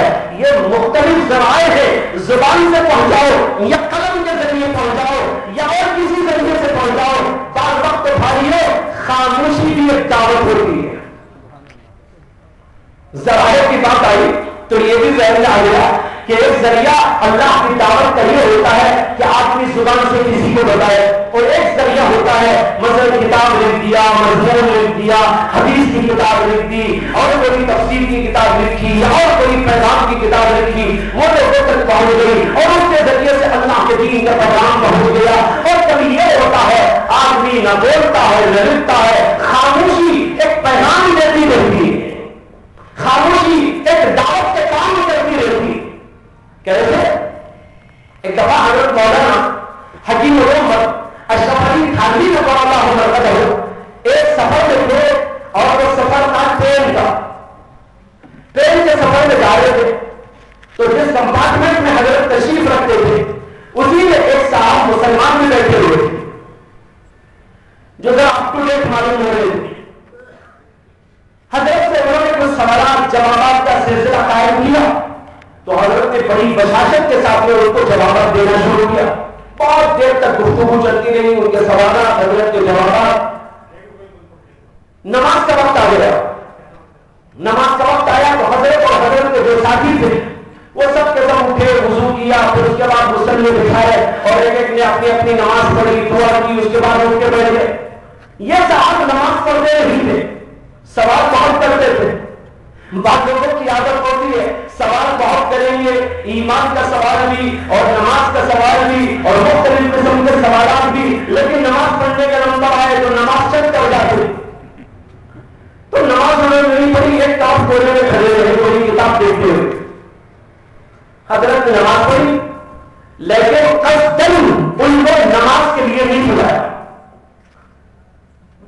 بس نماز کا وقت ہوا, نماز پڑھی, پھر وہ صاحب آئے اور بیٹھے اور پھر باتیں شروع کر دی. حضرت نے بھی اس سے بات چیت شروع کر دی. یہاں تک کہ دوسری نماز کا وقت آیا, پھر تیسری نماز کا وقت آیا, 2-3 نمازوں کا وقت آیا, اور ہر موقع پہ ایسے ہی ہوتا تھا. نماز حضرت پڑھتے تھے, حضرت کے ساتھی پڑھتے تھے اور یہ صاحب ایک طرف کو کھڑے رہتے تھے, اور پھر اس کے بعد باتوں کا نمبر آتا تو باتیں حد سے زیادہ کرتے. حضرت نے وہ کچھ نہیں کہا, بات آئی اور گئی. حضرت فرماتے ہیں کہ ایک طویل زمانے کے بعد میرا کانپور کا سفر ہوا. کانپور کے سفر میں بیان کے لیے میں گیا تھا. بیان ہوا میرا. بیان کے بعد ایک صاحب جو اتنی بڑی داڑھی رکھے ہوئے ہیں, بڑے ہی متشرع معلوم ہوتے ہوئے اور صورت اور چہرے سے نور ٹپک رہا ہے, نمازی پرہیزگار لگتے ہیں, وہ صاحب آئے, ادب سے مسافر کیا اور اس کے بعد جو کہنے لگے حضرت آپ نے مجھے پہچانا؟ حضرت کہتے کہ میں نے کہا مجھے نہیں پہچانا, آپ کا تعارف کیا ہے؟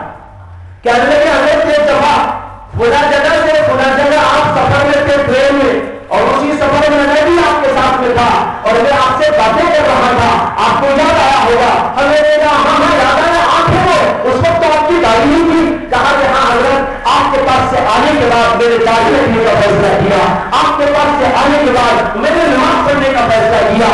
اس وقت سے آج تک میری کوئی نماز تو نماز تہجد بھی پڑھ نہیں. یہ واقعی حضرت نے اپنے بیانات میں ایک جگہ میں کئی جگہ بیان فرمایا ہے.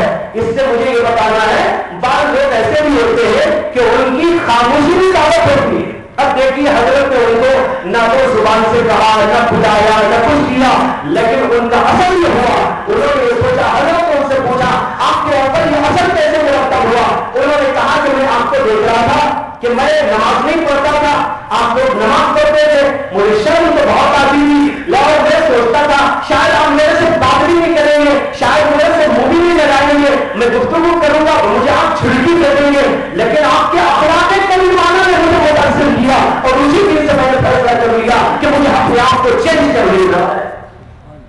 یہ ہوتے ہیں وہ اولیاء جن کا خاموش رہنا بھی دعوت کا کام کرتا ہے۔ باران بتانے جاتا ہوں موقع کی بات، محل کی بات، انداز جہاں جس چیز کا ہو، جیسی ضرورت ہو، انسان کو چیز اختیار کرنا پڑتا ہے۔ جب یہ زبان کا مسئلہ آیا، حضرت مولانا نے زبان کے مسئلے پر گفتگو کی، کبھی ضرورت پڑتی ہے کنڑ زبان کے اندر دعوت کی، تبلیغ کی، مخاطب وہ آدمی ہے جو اردو زبان نہیں سمجھتا، مخاطب وہ آدمی ہے جو دوسری کوئی اور زبان نہیں سمجھتا، اس کی زبان وہ ہے۔ اب ایسا آدمی چاہیے جو اس کو اس کی زبان میں بتا سکے۔ اسی طریقے پر ایک انگریز سے ملاقات ہو جائے، وہ اردو نہیں جانتا اور ضرورت ہے کہ اس کو دین کی دعوت دی جائے۔ اب ایسے لوگوں کی ضرورت ہے جو انگریزی میں کھڑے ہو اور وہ اللہ کے دین کی دعوت کا کام کرے۔ لہذا مختلف زبانوں کے ذریعے دین کا کام ہو سکتا ہے اور ہونا چاہیے۔ مولانا نے فرمایا ساری زبانیں اللہ کی زبانیں ہیں، اسی لیے قرآن کریم میں اللہ نے زبان کی مختلف بولنے کو اپنے دلائل قدرت میں ذکر کیا۔ وَمِنْ آيَاتِهِ خَلْقُ السَّمَاوَاتِ وَالْأَرْضِ وَاخْتِلَافُ أَلْسِنَتِكُمْ وَأَلْوَانِكُمْ۔ اللہ کے دلائل قدرت میں سے یہ بھی ایک دلیل ہے، اللہ نے مختلف زبانیں بنائی۔ کنڑ زبان اللہ کی بنائی ہوئی ہے، تمل زبان اللہ کی پیدا کی ہوئی ہے، عربی زبان اللہ کی بنائی ہوئی زبان ہے، انگریزی زبان اللہ کی بنائی ہوئی زبان ہے۔ یہ زبانیں سب کے سب اللہ کی پیدا کرتا ہے، لیکن یاد رکھو زبانیں تو سب اللہ کی ہے، لیکن فضیلت والی زبان عربی زبان ہے۔ اس سے یہ سمجھنا چاہیے کہ پھر ہم کو عربی سیکھنے کی کیا ضرورت؟ عربی ہماری زبان ہے، اللہ کی زبان ہے، رسول اللہ کی زبان ہے، جنت کی زبان ہے، قبر کی زبان ہے، منکر نکیر کی زبان ہے۔ یہ ساری جگہ پر آپ چاہیں گے وہاں کی جو زبان ہوگی سرکاری زبان، وہ زبان تو عربی زبان ہوگی۔ اب یہاں آپ جاتے ہیں کسی ادارے میں، کنڑ میں لوگ بولنے لگتے ہیں اور آپ کو کنڑ میں مجبوراً بولنا پڑتا ہے، یعنی وہ کنڑ سمجھنے والے بولنے والوں کو لے جانا پڑتا ہے۔ بھائیو ہم کو یہاں بھی عربی سیکھنے کی کوشش کرنا چاہیے۔ عربی اپنی زبان ہے، عربی ہمارے اللہ کی زبان ہے، ہمارے نبی کی زبان ہے، جنت کی زبان ہے، اس لیے بڑی قابل فخر اور قابل فضیلت زبان ہے، اس لیے اس زبان کو تو فضیلت حاصل۔ باقی اور زبانیں سب اللہ کی زبانیں ہیں۔ زبانوں میں اللہ کے دین کا پیغام پہنچانے کی کوشش کی جائے، یا اللہ کے دین کو پہنچانے کا کام ہوگا مختلف ذریعوں سے، مختلف واسطوں سے، مختلف انداز سے اللہ کے دین کو پھیلانے کی ضرورت ہے۔ حضرت مولانا شاہ محمد الیاس صاحب کانلوی رحمۃ اللہ علیہ نے دعوت و تبلیغ کے نام سے جو تحریک جاری فرمائی، وہ بھی ایک طریقہ، نرالا طریقہ، بڑا بہترین طریقہ، عوام کے اندر گھل مل کر لوگوں کو دین پہنچانے کا طریقہ۔ یہ طریقہ حضرت مولانا نے اس زمانے میں اس لیے جاری فرمایا، مدارس تو موجود ہیں جو دعوت کا کام کر رہے ہیں، مشائخ اپنی جگہ خانقاہوں میں موجود ہیں جو اپنی جگہ پر دعوت کا کام کر رہے ہیں، اور کچھ جماعتیں اور کچھ تحریکات ہیں جو اپنی اپنی جگہ پر اپنے اللہ کے دین کے پیغام کو پہنچانے میں مشغول ہیں، لیکن انہوں نے یہ محسوس کیا عام جو طبقہ ہے وہ کھانے اور پینے میں لگا ہوا ہے۔ عام طبقہ اللہ کے دین کو سمجھنے میں بھی کمزور ہے، اللہ کے دین کو پہنچانے میں بھی بہت پیچھے ہے۔ علماء کر رہے ہیں، محدثین کر رہے ہیں، محدثین کر رہے ہیں، مفسرین کر رہے ہیں، اور مدارس کر رہے ہیں، مشائخ کر رہے ہیں، لیکن دین کے کام کو ہر آدمی کو کرنا ہے۔ حضرت مولانا کی یہ دعوت تھی کہ علماء کر رہے ہیں لیکن عوام نہیں کر رہے، عوام کا ایک پھل اللہ کے دین کے لیے کھڑا ہو جائے۔ یہ آواز تھی حضرت مولانا شاہ محمد الیاس صاحب کانلوی رحمۃ اللہ علیہ۔ مقصد ان میں کیا تھا؟ عوام الناس کو بیدار کرنا، عوام الناس کے اندر ایک جذبہ پیدا کرنا، عوام الناس کے اندر دین سیکھنے کا بھی اور دین سکھانے کا بھی ایک شوق اور ایک ذوق پیدا کرنا۔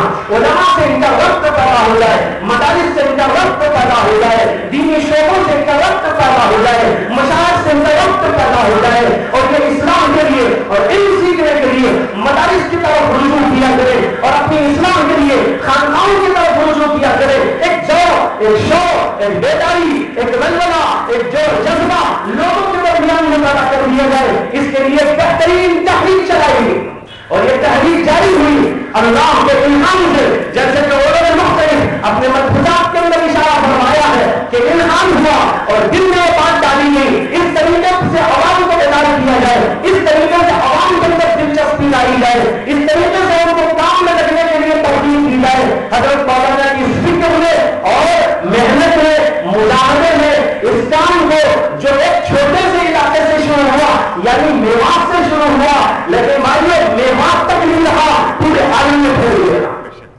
یہ کیسے پھیل گیا؟ اس کی دو بنیادیں، ایک اخلاص، ایک محنت۔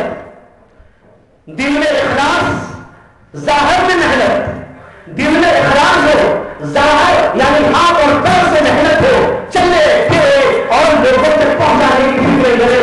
اللہ نے اس کام کو پورے عالم کے اندر مشاہد کرا دیا، پورے عالم کے اندر اس کو پھیلا دیا اور اس کے ذریعے سے لاکھوں انسانوں کی ہدایت کا یہ ذریعہ بن گئی۔ معلوم ہوا بھائیوں یہ بھی ایک طریقہ کار ہے، طریقہ کار مختلف ہوتے ہیں، طریقہ کار مختلف انداز کے ہوتے ہیں۔ تحریرن ہوتا ہے، تقریرن ہوتا ہے، قدم سے ہوتا ہے، قلم سے ہوتا ہے، ترغیب سے ہوتا ہے، ترغیب سے ہوتا ہے۔ اسی طریقے پر مختلف جماعتیں بن کر ہو سکتا ہے، تنہا بھی ہو سکتا ہے۔ حضرت سیدنا نوح علیہ السلام نے فرمایا میں نے لوگوں کو دعوت دی، رات میں دعوت دی اور دن میں دعوت دی۔ انہوں نے یہ بھی فرمایا عالم کو رہو وحسن کو رہو اسرارا، میں نے ان کو کھل کر اعلان کی دعوت دی، یعنی مجموعوں میں گھس گھس کر بھی دعوت دی اور صرف ایک آدمی کے پاس پہنچ کر بھی میری دعوت۔ معلوم ہوا انفرادی محنت بھی ہوتی ہے، اجتماعی محنت بھی ہوتی ہے۔ آج جو ایسا ہو رہا ہے یہ اجتماعی محنت کا ہے، اس کے اندر دعوت اللہ کے اصول بیان کیے جا رہے ہیں، دعوت اللہ کے طریقے بیان کیے جا رہے ہیں۔ دعوت کے کام کا یہاں کو آغاز ایک خاص انداز سے کرنے کے لیے یہاں پر جو ہے عہد کیا گیا، ایک عزم کیا گیا، اس سے آپ کو متعارف کرانے کے لیے یہاں پر جمع کیا گیا۔ یہ بھی ایک طریقہ کار ہے، تو اجتماع بھی ہوتا ہے، انفرادن بھی ہوتا ہے اور گھر گھر جا کر بھی ہوتا ہے اور سب کو ایک جگہ بلا کر مسجد میں یا کسی جلسے گاہ میں بٹھا کر بھی ہوتا ہے۔ مختلف انداز سے اللہ کے دین کی دعوت ہوتی ہے۔ اللہ کے دین کی دعوت ہر نہج پر، ہر راستے پر، ہر طریقے پر، ہر انداز پر ہونا چاہیے۔ اس لیے کہ بھائیو آج کا دور وہ دور ہے جس کے اندر شیطانی محنت اور شیطانی دعوت ہر طریقے سے لوگوں تک پہنچ رہی ہے۔ ایک طرف ربانی دعوت جو انبیاء لے کر آئے اسی کی یہاں بحث ہو رہی ہے، اسی کا پیغام یہاں پہنچانے کی کوشش ہو رہی ہے۔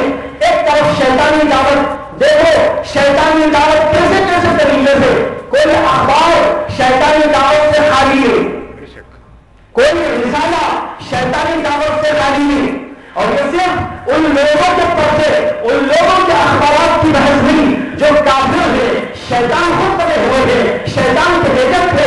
بھائیوں غیر شعوری طور پر ہمارے مسلم اخبار بھی شیطانی دعوت کا پرچار کرنے میں لگے ہوئے ہیں۔ کون سا اخبار ہے جو شیطان کی دعوت نہیں دے رہا آپ کو؟ کیا اس میں ننگی تصویریں نہیں آ رہی ہیں، اس کے اندر گندی تصویریں نہیں آ رہی ہیں، اس کے اندر جو ہے وہ اس کے فلم اسٹاروں کے مختلف قسم کے حالات اور ان کی دعوت نہیں پیش کی جا رہی ہے؟ کیا کیا اس کے اندر نہیں ہے؟ یہ اخبارات صرف کافروں کے اخبار نہیں، مسلم اخبار کو بھی دیکھو، وہ بھی شیطانی دعوت کا ایجنٹ بنا ہوا۔ رسائل کا یہی حال، اخبارات کا یہی حال۔ اسی طریقے پر میں عام طور پر کہا کرتا ہوں کہ شیطانی دعوت کے اتنے حلوے، اتنے طریقے، اتنے اس کے راستے ہیں۔ ایک چھوٹا سا میسج باکس آپ لینے جائیں، اس کے اوپر بھی ایک رنگین تصویر ہے، آپ اس کو خریدتے ہیں، اپنے گھر میں لے جا کے رکھتے ہیں۔ وہ دعوت کہاں سے آئی گی پتہ نہیں، دکان تک پہنچی، دکان سے آپ نے اس دعوت شیطانی کو خریدا، پیسے دے کر خریدا، وہاں سے لے کر اپنے گھر میں گئے، وہ شیطانی دعوت آپ کے گھر میں پہنچ گئی۔ ننگی تصویر اس کے اوپر ہے، میسج باکس کے اوپر ہے، صابن کے ڈبے پر ہے اور پیسٹ کے ڈبے پر ہے، اور اسی طریقے پر شیمپو کے ڈبے پر ہے۔ کوئی بھی چیز لے لو، پاؤڈر لے لو، اسلو لے لو، کچھ بھی اس کو لے لو، اس کے اوپر یہ شیطانی تحریر موجود ہے۔ شیطانی دعوت ایجنٹ اپنے طور سے وہاں تک پہنچانے کی کوشش کر رہے ہیں، گھر گھر پہنچا رہے ہیں۔ ان کی دعوت یہ طریقوں سے پہنچ رہی ہے اور کہاں کہاں تک پہنچ رہی ہے، آپ کے گھروں تک پہنچ رہی ہے۔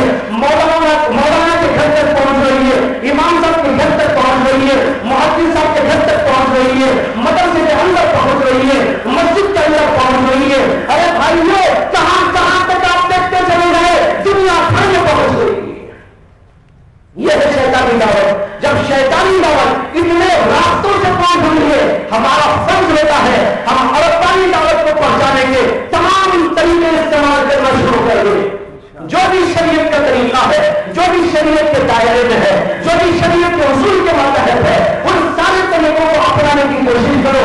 کیسٹوں کے ذریعے بھی دین آپ پہنچا سکتے ہیں، کتابوں کے ذریعے بھی دین آپ پہنچا سکتے ہیں. مولانا نے اسکول کی بات کی، میں بھی اس کا بہت فکر مند ہوں. ہر جگہ پر اسکول ہونا چاہیے، مسلمانوں کا اسکول ہونا چاہیے. مسلمانوں کے اسکولوں کے اندر دین کا پیغام بھی پہنچایا جائے، دین پر لوگوں کو جو ہے بنانے کی فکر بھی کی جائے.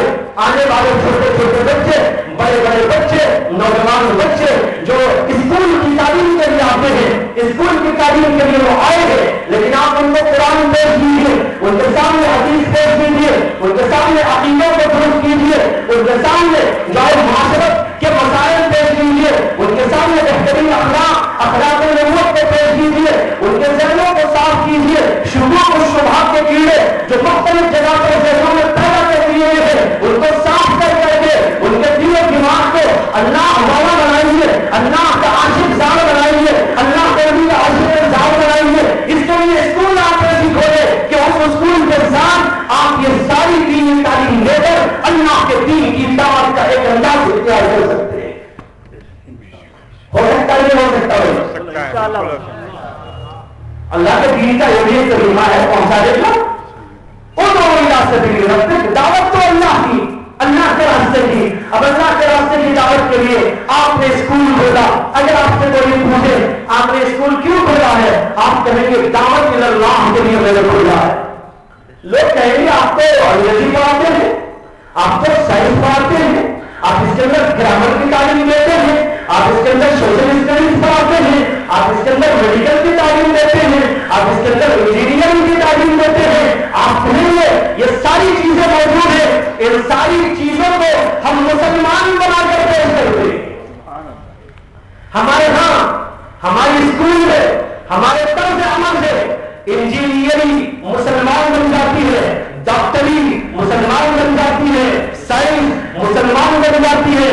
آپ کی ٹیکنالوجی یہاں داخل ہوتی ہے تو ہمارے سامنے سرنگو ہو جاتی ہے.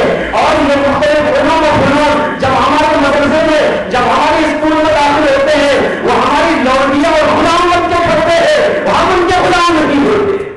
دوسروں کے اسکول میں ہم غلام ہوتے ہیں. وہ سائنس وہ ہماری آقا ہے، وہ ٹیکنالوجی ہماری آقا بن کے کھڑی ہوتی ہے. لیکن ہمارے اسکولوں میں، ہمارے مزاج کے اسکولوں میں، ہمارے طرز کے اسکولوں میں، اسلامی ماحول کے اسکولوں میں یہ ہوتا ہے سائنس باندھی بن کر آتی ہے، ٹیکنالوجی ایک باندھی بن کر آتی ہے. ہم اس کا کام موڑ کر جیون چاہے گھما لیتے ہیں، وہ ہم کو نہیں گھماتی، ہم اس کو گھمایا کرتے ہیں. بھائیوں یہ ہے ایک طریقہ دعوت. اللہ کے دین کو یوں پیش کرو. اسکول کا ہر بچہ آپ کی دعوت کا ایک جو ہے آپ کی دعوت کا ایک منبع ہونا چاہیے. وہاں سے آپ کی دعوت دور دور تک پھیل سکتی ہے. یہاں پہ پڑھنے والا بچہ اسکول سے پڑھ کے جا رہا ہے، لیکن وہ صرف پڑھ کے نہیں جا رہا، انجینئر بن کے نہیں جا رہا، ڈاکٹر بن کے نہیں جا رہا، گریجویشن کر کے نہیں جا رہا. اس کے سامنے وہ داعی بن کر جا رہا ہے، وہ مبلغ بن کر جا رہا ہے، قرآن سیکھ کر جا رہا ہے، قرآن سکھانے والا بن کر جا رہا ہے، عقیدوں کو سمجھ کے جا رہا ہے، دوسروں کو سمجھانے کی صلاحیت لے کے جا رہا ہے. وہ دنیا میں پہلے کہا جائے اور لوگوں کو بتائے میں ڈاکٹر بات کا مسلمان پہلے، میں انجینئر بات کا مسلمان پہلے، میں کوئی اور بات کا، لیکن سب سے پہلے میں مسلمان ہوں، اللہ کا بندہ ہو، اللہ کے رسول کا غلام ہو. اسی غلامی کے نتیجے میں شک جو ہے ہر خطے میں، ہر علاقے میں، ہر فرد بشر تک اللہ کے دین کی دعوت پہنچانے کا کام کرتا. لہذا بھائیوں ایک ایسے اسکول نمونے کے قائم کرنے کی ضرورت ہے. اس کے لیے آپ لوگ بحث کیجیے، اس کے لیے آپ لوگ عزم کیجیے. مجھے امید ہے کہ ہمارے عزیز گرامی مولانا خالد صاحب زین مجدہم اس سلسلے میں اپنے رفقاء کرام کے ساتھ اور حضرت مولانا جعفر صاحب کی نگرانی میں، ان کی سرپرستی میں اور دیگر یہاں کے اکابر علماء کی سرپرستی میں اس کام کو لے کر چلیں گے اور ایک نمونے کا اسکول میں قائم کریں گے جہاں پر یہ دعوتی مزاج پیدا کرنے والے اللہ کے بندے پیدا ہوں گے. بھائیوں اس ادارے میں جس کا نام المرکز الاسلامی رکھا رہا ہے. ان میں سے یہ ہے کہ عربی، اردو، انگریزی اور کنڑ زبانوں میں پر مشتمل ایک عظیم الشان لائبریری کا قیام.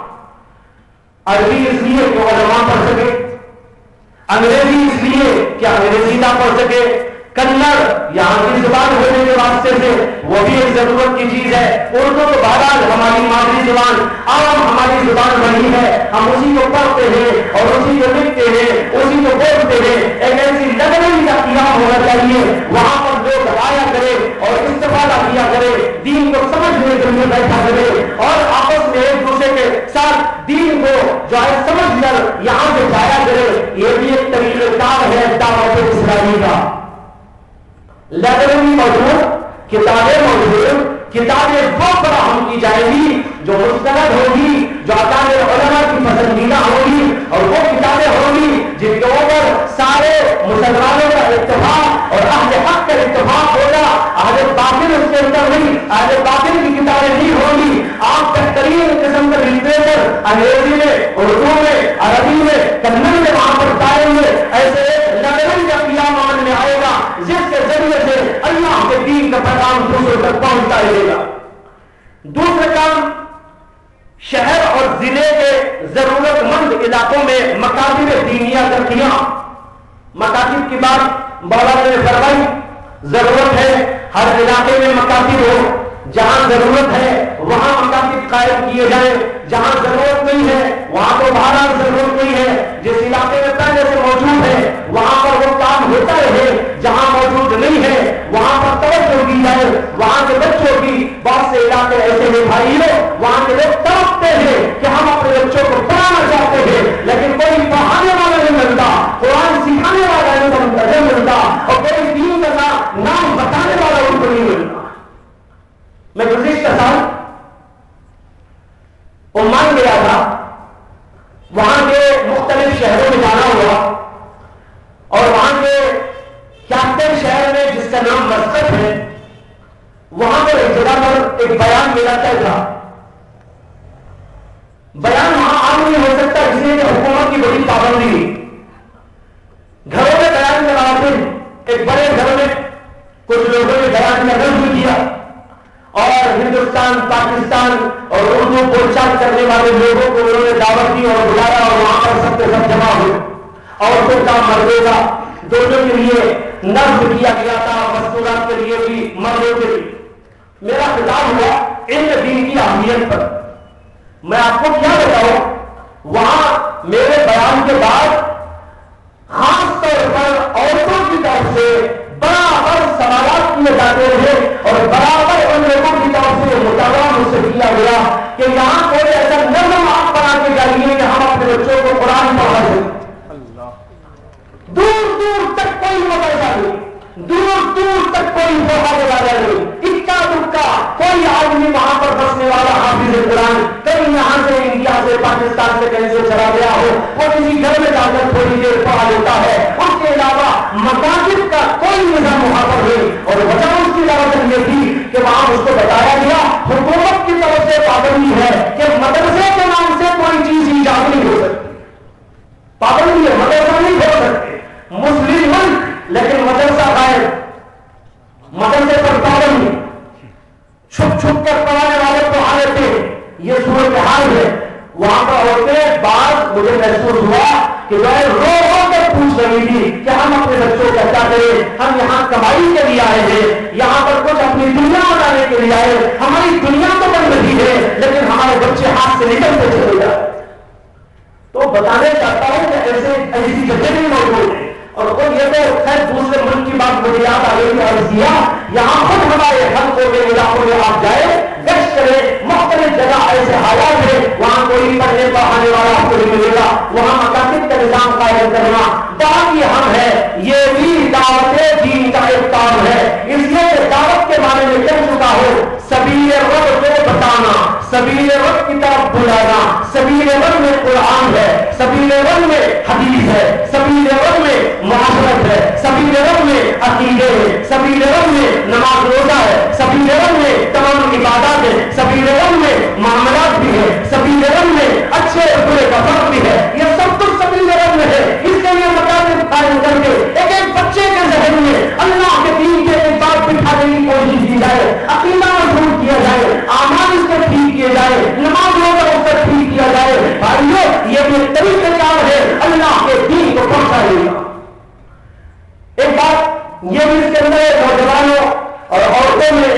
میں بیداری پیدا کرنا، ایسے ہی دروس قرآن، دروس حدیث کا نظم کرنا، یہ بھی ایک شکل ہوتی ہے اللہ کے دین کو پیش کرنے کے سلسلے میں دروس کا نظم کیا جائے، قرآن کی تفسیر کا، حدیث پاک کے درس کا، تشریح کا، حضرات معتبر علماء اس کو بیان کریں۔ مولانا بھی کہتے تھے بہت سارے لوگ جن کو آتا جاتا کچھ نہیں لیکن وہ بھی کچھ کرنے کے لیے کھڑے ہو جاتے ہیں، بعض جگہ پر تفسیر کرنے لگتے ہیں۔ ہمارے علاقے میں یہاں پتہ نہیں ہوتا ہے کہ نہیں ہوتا، ایک جماعت ہے، خاص ایک جماعت ہے، اس کے لوگ جو ہے تفسیر کے نام سے بیٹھ جاتے ہیں، سب کے ہاتھ میں قرآن ہوتا ہے اور اس کے بعد ایک دوسرے کو پوچھتے ہیں کہ بھئی آپ نے قرآن کی یہ آیت پڑھی ہے نا، آپ کے ذہن میں اس کا کیا مفہوم آ رہا ہے؟ وہ کچھ بولتا ہے، دوسرے سے پوچھتے ہیں آپ کی اس آیت کے بارے میں کیا رائے ہے؟ لا حول ولا قوت الا باللہ، قرآن کے بارے میں جاہل رائے دے گا؟ یہ صورت حال بنا رکھی ہے۔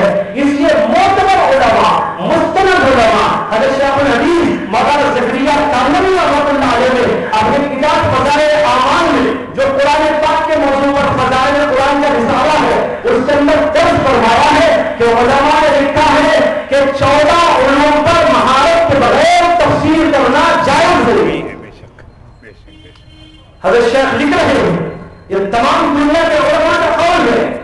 میری کتاب ہے تفسیر کے اصول پر، نفحات العبیر کی مہمات التفسیر، اس میں آپ نے اس موضوع پر بہت تفصیلی بحث کی ہے۔ اس کے اندر بتایا یہ 14 کے 14 علوم کیوں ضروری ہے ایک مفسر کے لیے، بغیر اس کے کوئی آدمی تفسیر بیان کرنے لگے اس کے لیے تفسیر بیان کرنا حرام ہو رہا ہے۔ تو معتبر علماء کے ساتھ معتبر علماء کی سرپرستی میں اس طرح کے دروس کے حلقے قائم کیے جائیں۔ اور ایک یہ بات لکھی ہے اسلامی وہ دینی ماحول میں اسکول کا قیام، اس کے اوپر میں نے آپ کی توجہ مبذول کرا دی۔ ایسے ہی غیر مسلم بھائیوں میں اسلام کا تعارف اور دعوت، یہ بھی ایک بہت اہم ترین کام ہے، اس لیے کہ ہمارے لوگوں میں اب تک جو طریقہ کار ہے وہ یہ ہے کہ ہم اپنے لوگوں کے اندر دین کی بات پیدا کرتے ہیں، دین کی طرف ان کو بلاتے ہیں، نماز کے لیے بلا رہے، قرآن پڑھنے کے لیے بلا رہے اور دینی کاموں کے لیے بلا رہے، دعوت و تبلیغ کی محنت میں بلا رہے ہیں، اجتماع کے لیے بلا رہے ہیں۔ یہ کس کو بلا رہے ہیں؟ یہ ہم اپنے لوگوں کو بلاتے ہیں، مسلمانوں کو بلایا کرتے ہیں، لیکن بھائیوں ایک کام جو امت مسلمہ بھولی ہوئی ہے وہ یہ ہے غیر مسلموں تک اللہ کے دین کو پہنچانا۔ اللہ کے نبی نے، تمام پیغمبروں نے غیر مسلموں کو بھی اللہ کے دین کی دعوت دی۔ یہ بہت اہم، بہت ضروری کام ہے۔ ایک جماعت میں ایسی بھی ہونی چاہیے جو یہ کام کرنے لگے۔ ایک بات یہاں پر یاد رکھے، اللہ کے دین کے کام کے اتنے سارے شعبے، اتنے سارے طریقے ہیں، سب کے سب ایک آدمی، دو آدمی، ایک جماعت کام نہیں کر سکتی۔ اس کے لیے طریقہ کار کیا ہے؟ تقسیم کار۔ کچھ کام یہ لوگ کریں، کچھ کام وہ لوگ کریں، کچھ کام وہ لوگ کریں۔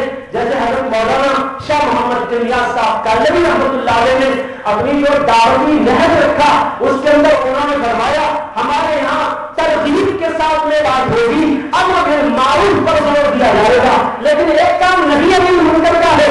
حضرت نے فرمایا عوام الناس اس کو کریں گے تو گڑبڑ کر لیں گے، یہ کام تو علماء کی کرنے کا، عوام کریں گے تو گڑبڑ کر لیں گے، ان کو حدود بھی معلوم نہیں رہتے، کچھ کا کچھ کر دے، گڑبڑ ہو جائے گی۔ حضرت نے فرمایا کہ یہ کام تو ہمارے عوام نہیں کریں گے، یہ کام علماء کا کام ہے، علماء اس کو کام کو لے کر کھڑے ہو، اور جب علماء اس کام کو لے کر کھڑے ہو، ہمارے تبلیغی اور دعوتی جو بھائی ہیں اور امر بالمعروف کے کام میں لگے ہیں وہ ان کو سراہیں اور یوں کہیں ہم ایک کام کر رہے ہیں وہ دوسرا کام کر رہے ہیں، ہم ایک کام کر رہے ہیں وہ دوسرا کام کر رہے ہیں۔ اور کچھ ایک جماعت کھڑی ہو گئی، اس نے کہا ہم غیر مسلموں میں لے جا کر اللہ کا دین پیش کریں گے، تو ہم سب کے سب مل کر ان کو شاباش دے اور یوں کہیں بھائی ہم سے جو کام نہیں ہو پا رہا وہ آپ کرنے لگے، اللہ برکت عطا فرمائے، آپ کے ذریعے دین کے نام کو اور ترقی عطا فرمائے، اور آپ کے ذریعے غیر مسلموں کو اللہ ہدایت عطا فرمائے، ان کو دعائیں دے دے کر بھیجتے رہے۔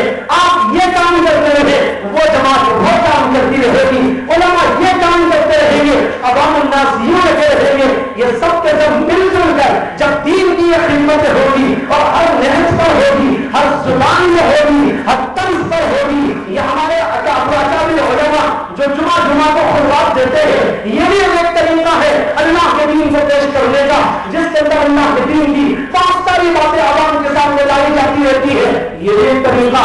ایسے ہی جگہ جگہ جلسے کر کر، کبھی سیرت کے نام سے، کبھی کسی اور نام سے، کبھی اصلاح معاشرے کے نام سے، کبھی تحفظ شریعت کے نام سے، کبھی تحفظ سنت کے نام سے مختلف علماء کے بیانات اور اس سلسلے کی تحریکات چلائی جاتی ہے۔ کیا مقصد ہے اس کا؟ وہی اللہ کے راستے کی دعوت دینا، یہ سب اللہ کے راستے کی دعوتیں ہیں۔ اس کے طریقے کار ہیں، شکلیں الگ الگ ہیں، صورتیں الگ الگ ہیں، انداز الگ الگ ہے، مقصد سب کا ایک ہے۔ اس کو ایک مثال سے سمجھ لیجیے کہ ہمیں مثال کے طور پر یہاں جلسے میں آنا تھا، دعوت دی آپ کو کہ جلسے میں آؤ، تو کچھ لوگ سینڈلوں پر آئے، کچھ لوگ پیدل آئے، کچھ لوگ کاروں میں آئے، کچھ لوگ اسکوٹروں پر آئے۔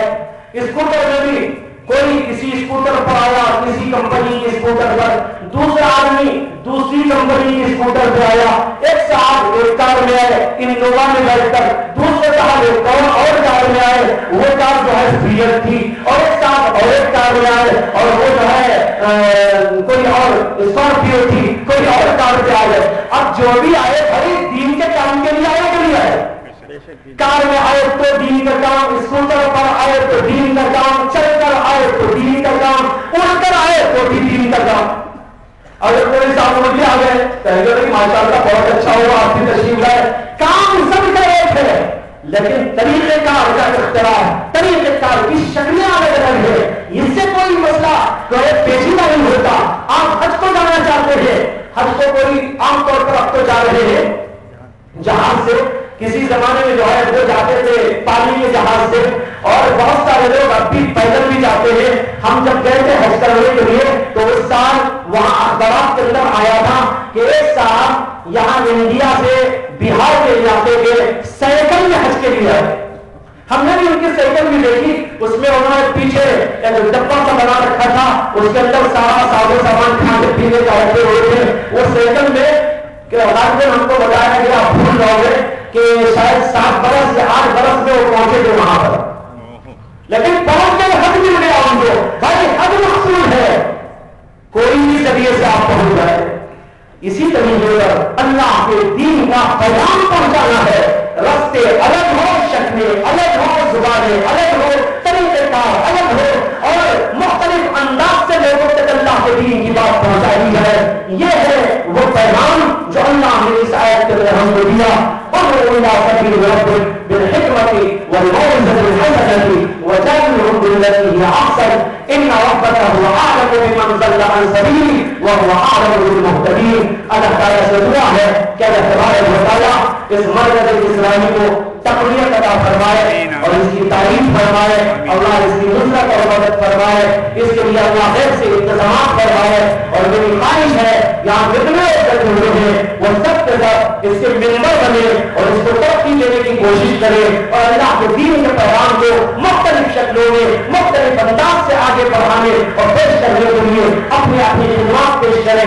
اللہ مجھے بھی آپ کو بھی توفیق عطا فرمائے۔ وآخر دعوانا ان الحمدللہ رب العالمین۔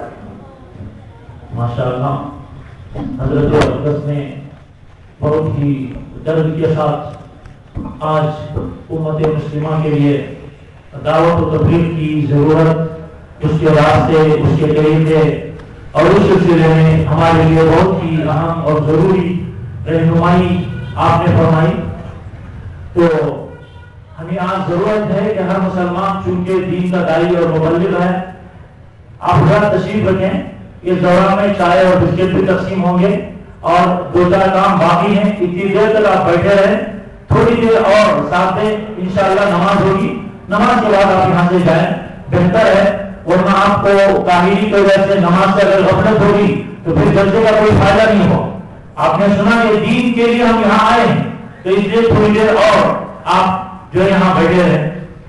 تو حضرت اقدس نے جو توجہ دلائی، ہم میں سے ہر کوئی اس بات کی کوشش کرے، ہر نوجوان، ہر مسلمان اس بات کی کوشش کرے کہ میں دین کا کسی نہ کسی حیثیت سے داعی اور مبلغ بن جاؤں۔ اس کے لیے جس حیثیت سے ہو سکتا ہے محنتیں کریں۔ اب حضرت والا کی زیر سرپرستی ایک ماہنامہ نکلتا ہے تکبیر مسلسل. اسی طریقے سے حضرت مولانا مفتی جعفر حسین صاحب قاسمی دامت برکاتہ نے ذکر فرمایا اسلامک ویژن کا جو 10 سال سے نکلتا ہے الحمدللہ اس کا بڑا اونچا مقام ہے, وہ معاشرے میں ایک اچھا اثر رکھتا ہے. یہ اور اسی طریقے سے حضرت والا کی جو کتابیں ہیں اس کا تعارف کرانے کے لیے مولانا زبیر صاحب قاسمی استاد جامعہ اسلامیہ مسیح العلوم جو حضرت والا کے بہت ہی مخلص خادم ہیں, ان کو میں دعوت دیتا ہوں کہ آئیں اور اس کا تعارف کرائیں. یہ بھی ایک بہت اہم ضروری چیز ہے, یہ بھی دین کی ایک دعوت ہے. حضرت نے فرمایا قدم سے بھی دعوت ہے, اس لیے اسے بھی تھوڑا سنیں.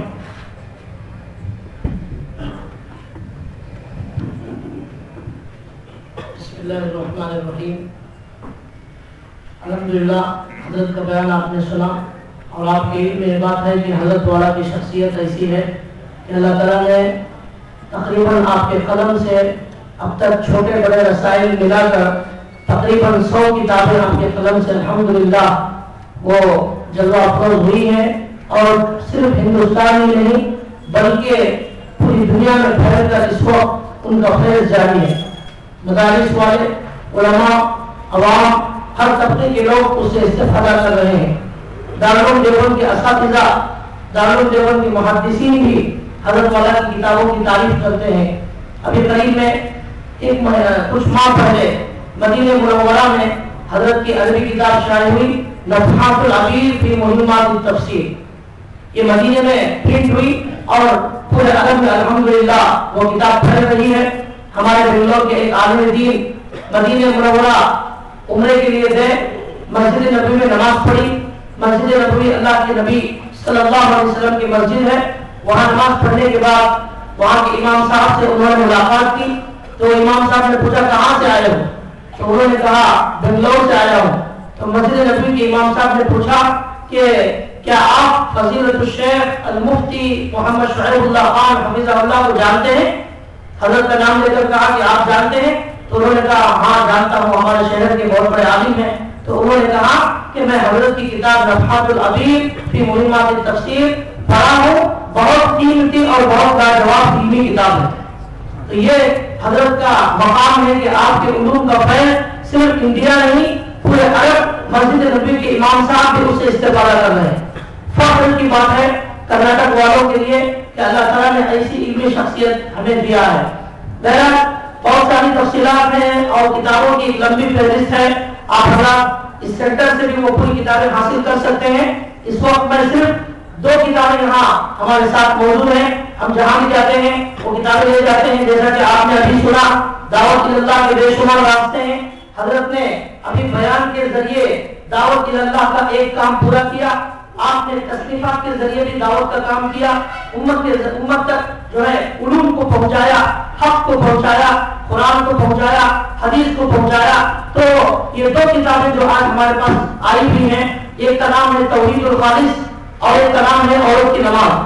توحید الخالص کے اندر کیا ہے, اس وقت ہمارے معاشرے کے اندر جہاں بہت ساری خرابیاں پیدا ہو رہی ہیں, ایک بہت بڑی خرابی بلکہ سب سے بڑی خرابی, سب سے بڑی بیماری یہ ہو چکی ہے کہ آج امت مسلمہ عمل سے تو بہت دور ہے, آج ہمارا ایمان بھی غارت اور تباہ ہو رہا ہے. عمل کے اندر کچھ کمی ہو جائے تو ڈرنے کی تو بات ہے, لیکن پھر بھی امکان ہے کہ اللہ جو ہے کسی بہانے سے معاف کرے اور ہماری نجات ہو جائے. لیکن ایمان میں اگر کچھ کمی ہو جائے تو اللہ فرماتے ہیں ان اللہ لا یغفر ان یشرک به ویغفر ما دون ذلک لمن یشاء. مشرک اور غیر مومن کافر بے ایمان کی اللہ کبھی مغفرت نہیں فرمائے. تو آج ہمارے ایمانوں کا حال یہ ہے جیسا کہ قرآن کریم کی آیت بھی ہے کہ اللہ نے فرمایا بہت سارے مسلمان بھی شرک کا کام کر رہے ہیں, بہت سارے مسلمان بھی یہ کافروں کا کام کر رہے ہیں. کتنے مسلمان ایسے ہیں جن کو اللہ کے نبی نے جو ایمان سکھایا تھا, جو توحید دی تھی, اللہ پر یقین سکھایا تھا, توکل اللہ کا درس دیا تھا, وہ چھوڑ کر اتنے بڑے خالق کو چھوڑ کر جو بڑے آسمان کا بنانے والا, اتنی وسیع زمین کا پیدا کرنے والا, سورج جیسے حسین چاند سورج کا پیدا کرنے والا, چاند کا پیدا کرنے والا, وہ پہاڑوں کا خالق, وہ لہروں کا خالق, دنیا کے اندر سب कुछ वही करने वाला, इतने बड़े खुदा को छोड़कर आज लोग मामूली अंगूठियों को खुदा समझते हैं, तारों को खुदा समझते हैं और जमीन के पत्थरों को खुदा समझते हैं, झाड़ों को खुदा समझते हैं, पहाड़ों को वो मकाम देते हैं जो मकाम खुदा का था, उस मकाम को हटाकर पहाड़ों को वो मकाम दे दिया गया। फलां पहाड़ के पास जाओ, वहां क़ियाम करो और ये करो और वो जाहिलाना रस्में करो, ये सब ईमान को बर्बाद करने वाली चीजें हैं। तो बहरहाल ये लंबी दास्तान है। आज के माहौल में शैतान अमल पर नहीं ईमान पर डाका डाल रहा है, ईमानों को बर्बाद कर रहा है। इसे समझने की जरूरत है। बड़ी खतरनाक सूरत हाल है। अल्लाह के नबी ने फरमाया कि एक जमाना आएगा जिसमें मुसलमान सुबह में मुसलमान होगा और शाम में काफिर बन जाएगा, और शाम का मुसलमान सुबह में काफिर बन जाएगा। ये ईमान इस तरह, जो एक हदीस में फरमाया एक जमाना आएगा कि मुसलमान 2-4 रुपयों के लिए अपना ईमान बेच देगा, वो बेगैरत हो जाएगा। आज हो रहा है, लोग जो है काफिर लोग और जो गुमराह लोग हैं वो लोग 2-4 रुपए 200-400 रुपए देकर मुसलमानों को खरीद रहे हैं और उनसे वो काम करा रहे हैं जो वो काफिर लोग चाहते हैं। और मुसलमान 200-400 रुपये के लिए हक को छोड़ रहा है, कुरान को छोड़ रहा है। तो ये ईमान की बर्बादी और ईमान की तबाही का जिक्र अहादीस के अंदर आया। जो किताब का मैंने नाम लिया अत-तौहीदुल खालिस, हजरत अक़दस ने वो किताब लिखी है, अजीबो-गरीब, लाजवाब। और मैं ये कहता हूँ पूरे हिंदुस्तान में बहुत सारी किताबें हैं, लेकिन ये किताब एक अजीब निराली है। बिलखुसूस कर्नाटक के अंदर जितनी बिदअत, जितनी शिरकियात, जितनी बकवास और बेईमान की चीजें हैं, हमारी औरतों में ईमान कैसे खत्म हो रहा है, हमारे मर्दों में ईमान कैसे खत्म हो रहा है, हमारे बच्चों का ईमान कैसे बर्बाद हो रहा है, ये सारी तफसीलात हजरत ने उस किताब के अंदर जमा फरमानी है। हर घर के अंदर ये किताब होना जरूरी है ताकि हमारा ईमान कम से कम अल्लाह के दरबार में हम सही सालिम लेकर चले जाएं। हमारे पास नमाज सही नहीं है, रोजा सही मौजूद नहीं है, कोई एक रकात हमारी ठंड की मौजूद नहीं है, एक सजदा अल्लाह के शान मौजूद नहीं है। कम से कम ईमान को अल्लाह के दरबार में लेकर जाए, उसी के जरिए नजात हो सकती है। वो भी बर्बाद हो गया भाइयों, नजात की कोई सूरत नहीं है। आप वो किताब पढ़िए, क्या क्या खुराफात, औरतों में क्या क्या बिदअत, कहां कहां छूट रही है, किन किन चीजों पर अकीदा है, अंगूठियों पर अकीदा, और बिल्ली सामने गई काम खराब हो जाएगा, कुत्ता गया ये हो जाएगा, और कौवा आया ये नहुसत हो जाएगी। ऐसी अजीब और गरीब बिदअत, ऐसी रसूमात, मनहज चीजों को जिनका ताल्लुक ना कुरान से है ना हदीस से है, लोगों ने अपने ईमान में, अपने अकीदों में दाखिल कर दिया। इस तरह उनके अकीदे बर्बाद हो रहे हैं। हजरत ने ये किताब लिखी जिसके अंदर सही ईमान क्या है, सहाबा का ईमान कैसे होता था, हजरत उमर का ईमान कैसा था, अबू बकर का ईमान कैसा था, अली का ईमान कैसा था। उनका यकीन बिल्ली और कुत्तों पर नहीं था, उनका यकीन जमीन और आसमान के खालिक पर था। वो समंदरों से नहीं डरते थे, वो जंगल के शेरों से नहीं डरते थे, वो जो है समंदरों से नहीं डरते थे, शेर को पकड़कर हटा दिया करते थे, समंदरों में रास्ते पैदा कर दिया करते थे। उनके ईमान में ये मजबूती थी, वो ताकत थी। हजरत ने किताब में बताया कि एक मोमिन का पक्का ईमान कैसे होता है। लिहाजा ये किताब खरीदे, बड़ी तफसीलात है, उसकी तरफ मैं सिर्फ इशारे किनारे कर रहा हूँ। वो किताब ले जाए, आपको भी फायदा होगा, आपके घरों में भी फायदा होगा। ये भी एक दावत का काम है, उसे खुद पढ़े, दूसरों को पहुंचाए। जैसा कि हजरत ने कहा, शैतानी दावत अखबारों के जरिए और न्यूज़पेपरों के जरिए, मैगजीन के जरिए आती है, लोग पैसे देकर खरीदते हैं, लेकिन हक की दावत, ईमान की दावत की किताबें लोग नहीं खरीदते। इसकी वजह से आज मुआशरा हमारा खराब हो गया। दूसरी किताब है औरत की नमाज। औरत की नमाज के बारे में कुछ लोग मुसलमानों में ये गलत बात फैला रहे हैं कि मुसलमान मर्द और औरत की नमाज में कोई फर्क नहीं है, लेकिन हजरत ने उसमें साबित किया है कि अहादीस और इजमा और उलमाए हक का मतलब ये है कि औरत और मर्द की नमाज में फर्क है। हर औरत के पास एक किताब होना जरूरी है। दोनों की कीमत है बहुत मुख्तसर, एक की 30 रुपए, एक की 60 रुपए। ये कुल मिलाकर 2-4 दिन में जो चाय का खर्च होता है, इतने खर्च में आपका ईमान मजबूत होगा, आपकी औरतों की नमाज मजबूत होगी, जाकर वो किताब ले जाए। इसी तरह हजरत का एक रिसाला है तकबीर मुसलसल। तकबीर मुसलसल के माने मुस्तकिल मुसलसल हक का नारा लगाना। हजरत ने उसके अंदर हक के मज़ामीन को जमा किया। ये इल्म का मैगजीन है जो हर घर माहाना पोस्ट के जरिए पहुंचाया जाता है।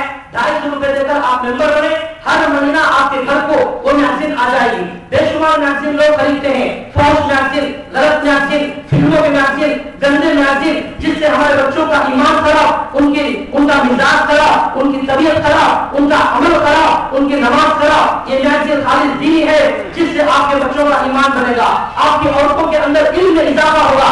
بھائیوں، اگر علم ہمارے پاس موجود نہیں ہے یہ امت کبھی کامیاب نہیں ہو سکتی. حضرت مولانا الیاس صاحب رحمۃ اللہ علیہ منظومات الیاس میں لکھا ہے کہ میں کہتا ہوں ہمارے ساتھیوں سے کہ علم اور ذکر کو ہمیشہ لازم پکڑو اور یاد رکھو جس دن علم اور ذکر تم سے چھوٹ جائے گا صدیوں میں آنے والے فتنے وہ مہینوں میں آ جائیں گے. اب امت ایسی حال، امت کا حال یہ ہے علم سے بہت زیادہ دور، علم سے کوئی تعلق نہیں، جاننا نہیں چاہتے، سمجھنا نہیں چاہتے، سیکھنا نہیں چاہتے، گمراہ لوگوں کا شکار بن جاتے ہیں. وہ آیا ایک گمراہ فرقے والا پکڑ کر لے گیا، وہ آیا اچک کر لے گیا. اس طرح لوگ جاتا ڈال رہے ہیں، لوگ گمراہ ہو رہے ہیں علم نہ ہونے کی وجہ سے. یہ علم کی تحریک ہے، آپ اس کے ممبر بنے، آپ کے گھر گھر ہر مہینہ تازہ تازہ علم پہنچے گا. یہ علم آپ کو اپنے رب سے ملائے گا، آپ کی جنت تک لے جائے گا. اللہ تعالیٰ ہمیں اس طرح یہ اللہ تعالیٰ حضرت کے علوم سے ہمیں استفادہ کرنے کی توفیق عطا فرمائے. یہ بھی ایک دعوت اللہ کا کام ہے، اس کے ذریعے بھی ہمیں کام کرنے کی توفیق عطا فرمائے. وما علینا الا البلاغ. حضرات یہ ایک اعلان تھا، اب بس 2-4 منٹ میں چھٹی ہونے والی ہے، نماز ہوگی، پھر اس کے بعد ہمیں اپنے گھروں کو جانا ہے. اس سے قبل المرکز الاسلامی اسلامک سینٹر کے نام سے جو ادارہ یہاں قائم کیا گیا، اس سلسلے میں ہمارے شہر کے بہت سارے اہل سرور، نوجوان حضرات اور حضرات علماء، ان تمام کا تعاون ہے. کسی کا مشورے کے ذریعے سے، کسی کا مال کے ذریعے سے، کسی کا اپنے اوقات کے ذریعے سے. اس لیے میں تمام شہر کے نوجوان حضرات اور اہل سرور حضرات اور دیگر حضرات جنہوں نے ہمیں المرکز الاسلامی کے سلسلے میں کسی قسم کا بھی تعاون کیا، میں ان تمام حضرات کا شکریہ ادا کرتا ہوں. خصوصاً ہمارے ہوٹل والے سردار بھائی کا جنہوں نے اپنی زمین کو اس کے لیے ہمیں مستعار طور پر دیا، جہاں ہم نے ایک مختصر سی عمارت بنائی، یہاں سے بالکل قریب ہے، آپ جاتے ہوئے اسے دیکھ کر جا سکتے ہیں. تو وہاں ہم نے ایک لائبریری وغیرہ بنائی، تو انہوں نے اس سلسلے میں بڑا تعاون کیا. ایسے ہی اور بھی بہت سارے حضرات ہیں، میں ان تمام حضرات کا شکریہ ادا کرتا ہوں اور ان تمام حضرات کو میں جزاک اللہ کہتا ہوں. دعا کرتا ہوں کہ اللہ تعالیٰ ان تمام کی مدد فرمائے.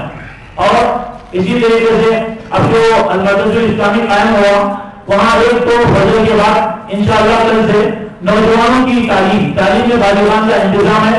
پورے شہر کے نوجوانوں میں سے جو بھی قرآن اور حدیث دین تعلیم حاصل کرنا چاہتے ہیں، وہاں ایک عالم ایک مولانا ندیم صاحب کو ہم نے وہاں مقرر کیا ہے. وہاں آگے کے آپ علم دین حاصل کر سکتے ہیں. کل فجر کے بعد سے داخلے اور ایڈمیشن شروع ہوں گے. اس لیے میں نوجوان احباب سے گزارش کرتا ہوں جو قرآن سیکھنا چاہتے ہیں، دین کی تعلیم سیکھنا چاہتے ہیں، کل فجر کے بعد سے کل پورا دن داخلے ہوں گے، اس کے بعد بھی چلتے رہیں گے، تو آپ داخلے لینے کی کوشش کریں. ایسے ہی محلے والوں کی گزارش پر، چونکہ سڑک کے اس پار ہے اور وہاں کوئی مسجد نہیں ہے، اس لیے محلے والوں کے لیے بھی وہاں مکتب کا نظام ہے. محلے کے احباب اپنے بچوں کا داخلہ جو اس میں دلا سکتے ہیں. اور وہاں جو لائبریری قائم ہوئی الحمدللہ محنت سے تقریباً 70,000 روپے کی کتابیں اب وہاں اکٹھی ہو چکی ہیں اور کتابیں وہاں فراہم کی جائیں گی، ماہانہ بھی فراہم کیے جائیں گے. ان کتابوں کا سے استفادہ کرنے کے لیے جو وقت مقرر کیا گیا ہے وہ دن میں 11 بجے سے 1 بجے تک، روزانہ جمعہ کا دن مسلسل کر کے 11 بجے سے 1 بجے تک، اور ظہر کے بعد 3 بجے سے 4:30 بجے تک لائبریری کھلی رہے گی. اس کے علاوہ بھی مساجد کے مکتب میں کے لیے لائبریری کھلی رہے گی. اس وقت بھی آگے آپ استفادہ کرنا چاہیں تو استفادہ کر سکتے ہیں اور استفادہ کریں. اور جو ہمارے المرکز الاسلامی کے دوسرے مقاصد ہیں جیسے اسکول کا قیام ہے اور دوسرے اغراض ہیں، اس سلسلے میں انشاءاللہ ہم بتدریج جو ہے جانے کی کوشش کریں. اس سلسلے میں حضرت نے اور دیگر حضرات علماء نے آپ کو متوجہ کیا. آپ اس سلسلے میں اپنے مال، اپنے مشورے، اپنی جان، اپنے اوقات کے ذریعے سے ہمارا ساتھ دیں. اب میں اخیر میں حضرت والا سے گزارش کرتا ہوں کہ اپنی دعا کے ذریعے سے اس مجلس کا افتتاح فرمائیں اور دعا کے فوراً بعد انشاءاللہ 5 منٹ میں جماعت قریب ہو جائے گی، اس لیے نماز پڑھ لیتے جائیں. اور حضرات علماء المرکز الاسلامی ہے، ان کے لیے ضیافت کا نظم ہے، بہت دور سے علماء ہیں، ان تمام علماء سے گزارش کرتا ہوں کہ ضیافت سے پہلے اتر جائے. اللهم صل على اللهم صل على سيدنا مولانا محمد وعلى آل سيدنا مولانا محمد وبارك وسلم. ربنا آتنا في الدنيا حسنة وفي الآخرة حسنة وقنا عذاب النار. ربنا لا تزغ قلوبنا بعد إذ هديتنا وهب لنا من لدنك رحمة إنك أنت الوهاب. ربنا لا تجعلنا فتنة للقوم الظالمين ونجنا برحمتك من القوم الكافرين. ربنا لا تؤاخذنا إن نسينا أو أخطأنا. ربنا ولا تحمل علينا إصرا كما حملته على الذين من قبلنا. ربنا ولا تحملنا ما لا طاقة لنا به واعف عنا واغفر لنا وارحمنا أنت مولانا فانصرنا على القوم الكافرين. لا إله إلا الله الحليم الكريم. سبحان الله رب العرش العظيم. الحمد لله رب العالمين. اللهم إنا نسألك موجبات رحمتك وعزائم مغفرتك ومنجيات أمرك والسلامة من كل إثم والغنيمة من كل بر والفوز بالجنة والنجاة من النار. اللهم لا تدع لنا ذنبا إلا غفرته ولا هما إلا فرجته ولا ضرا إلا كشفته ولا دينا إلا قضيته ولا مريضا إلا شفيته ولا ضالا إلا هديته ولا فقيرا إلا أغنيته ولا حاجة من حوائج الدنيا والآخرة هي لك رضا إلا قضيتها ويسرتها يا أرحم الراحمين. سبحان ربك رب العزة عما يصفون وسلام على المرسلين والحمد لله رب العالمين.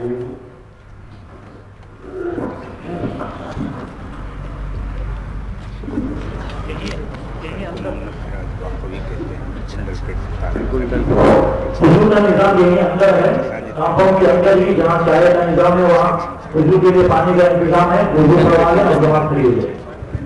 گنڈل پیٹ میں ہم نے نماز پڑھی کبھی آتے ہوئے عصر کی نماز. جی جی یہاں تو ملاقات ہو گئی، ہم تو زیارت پا لیا اور سب ٹھیک ہے. تحفظ شریعت آپ کے مدرسے میں اصول پہ حاضر ہوئے تھے. مولانا غلام مقبل صاحب آپ سے آ کے ملے لیکن پہ جانا تھا. اور جناب منا بھائی اور امتیاز بھائی سے گزارش کری کہ مقدس اسلامی کونسل علماء کی اجازت کا فوراً انتظام ہے. اور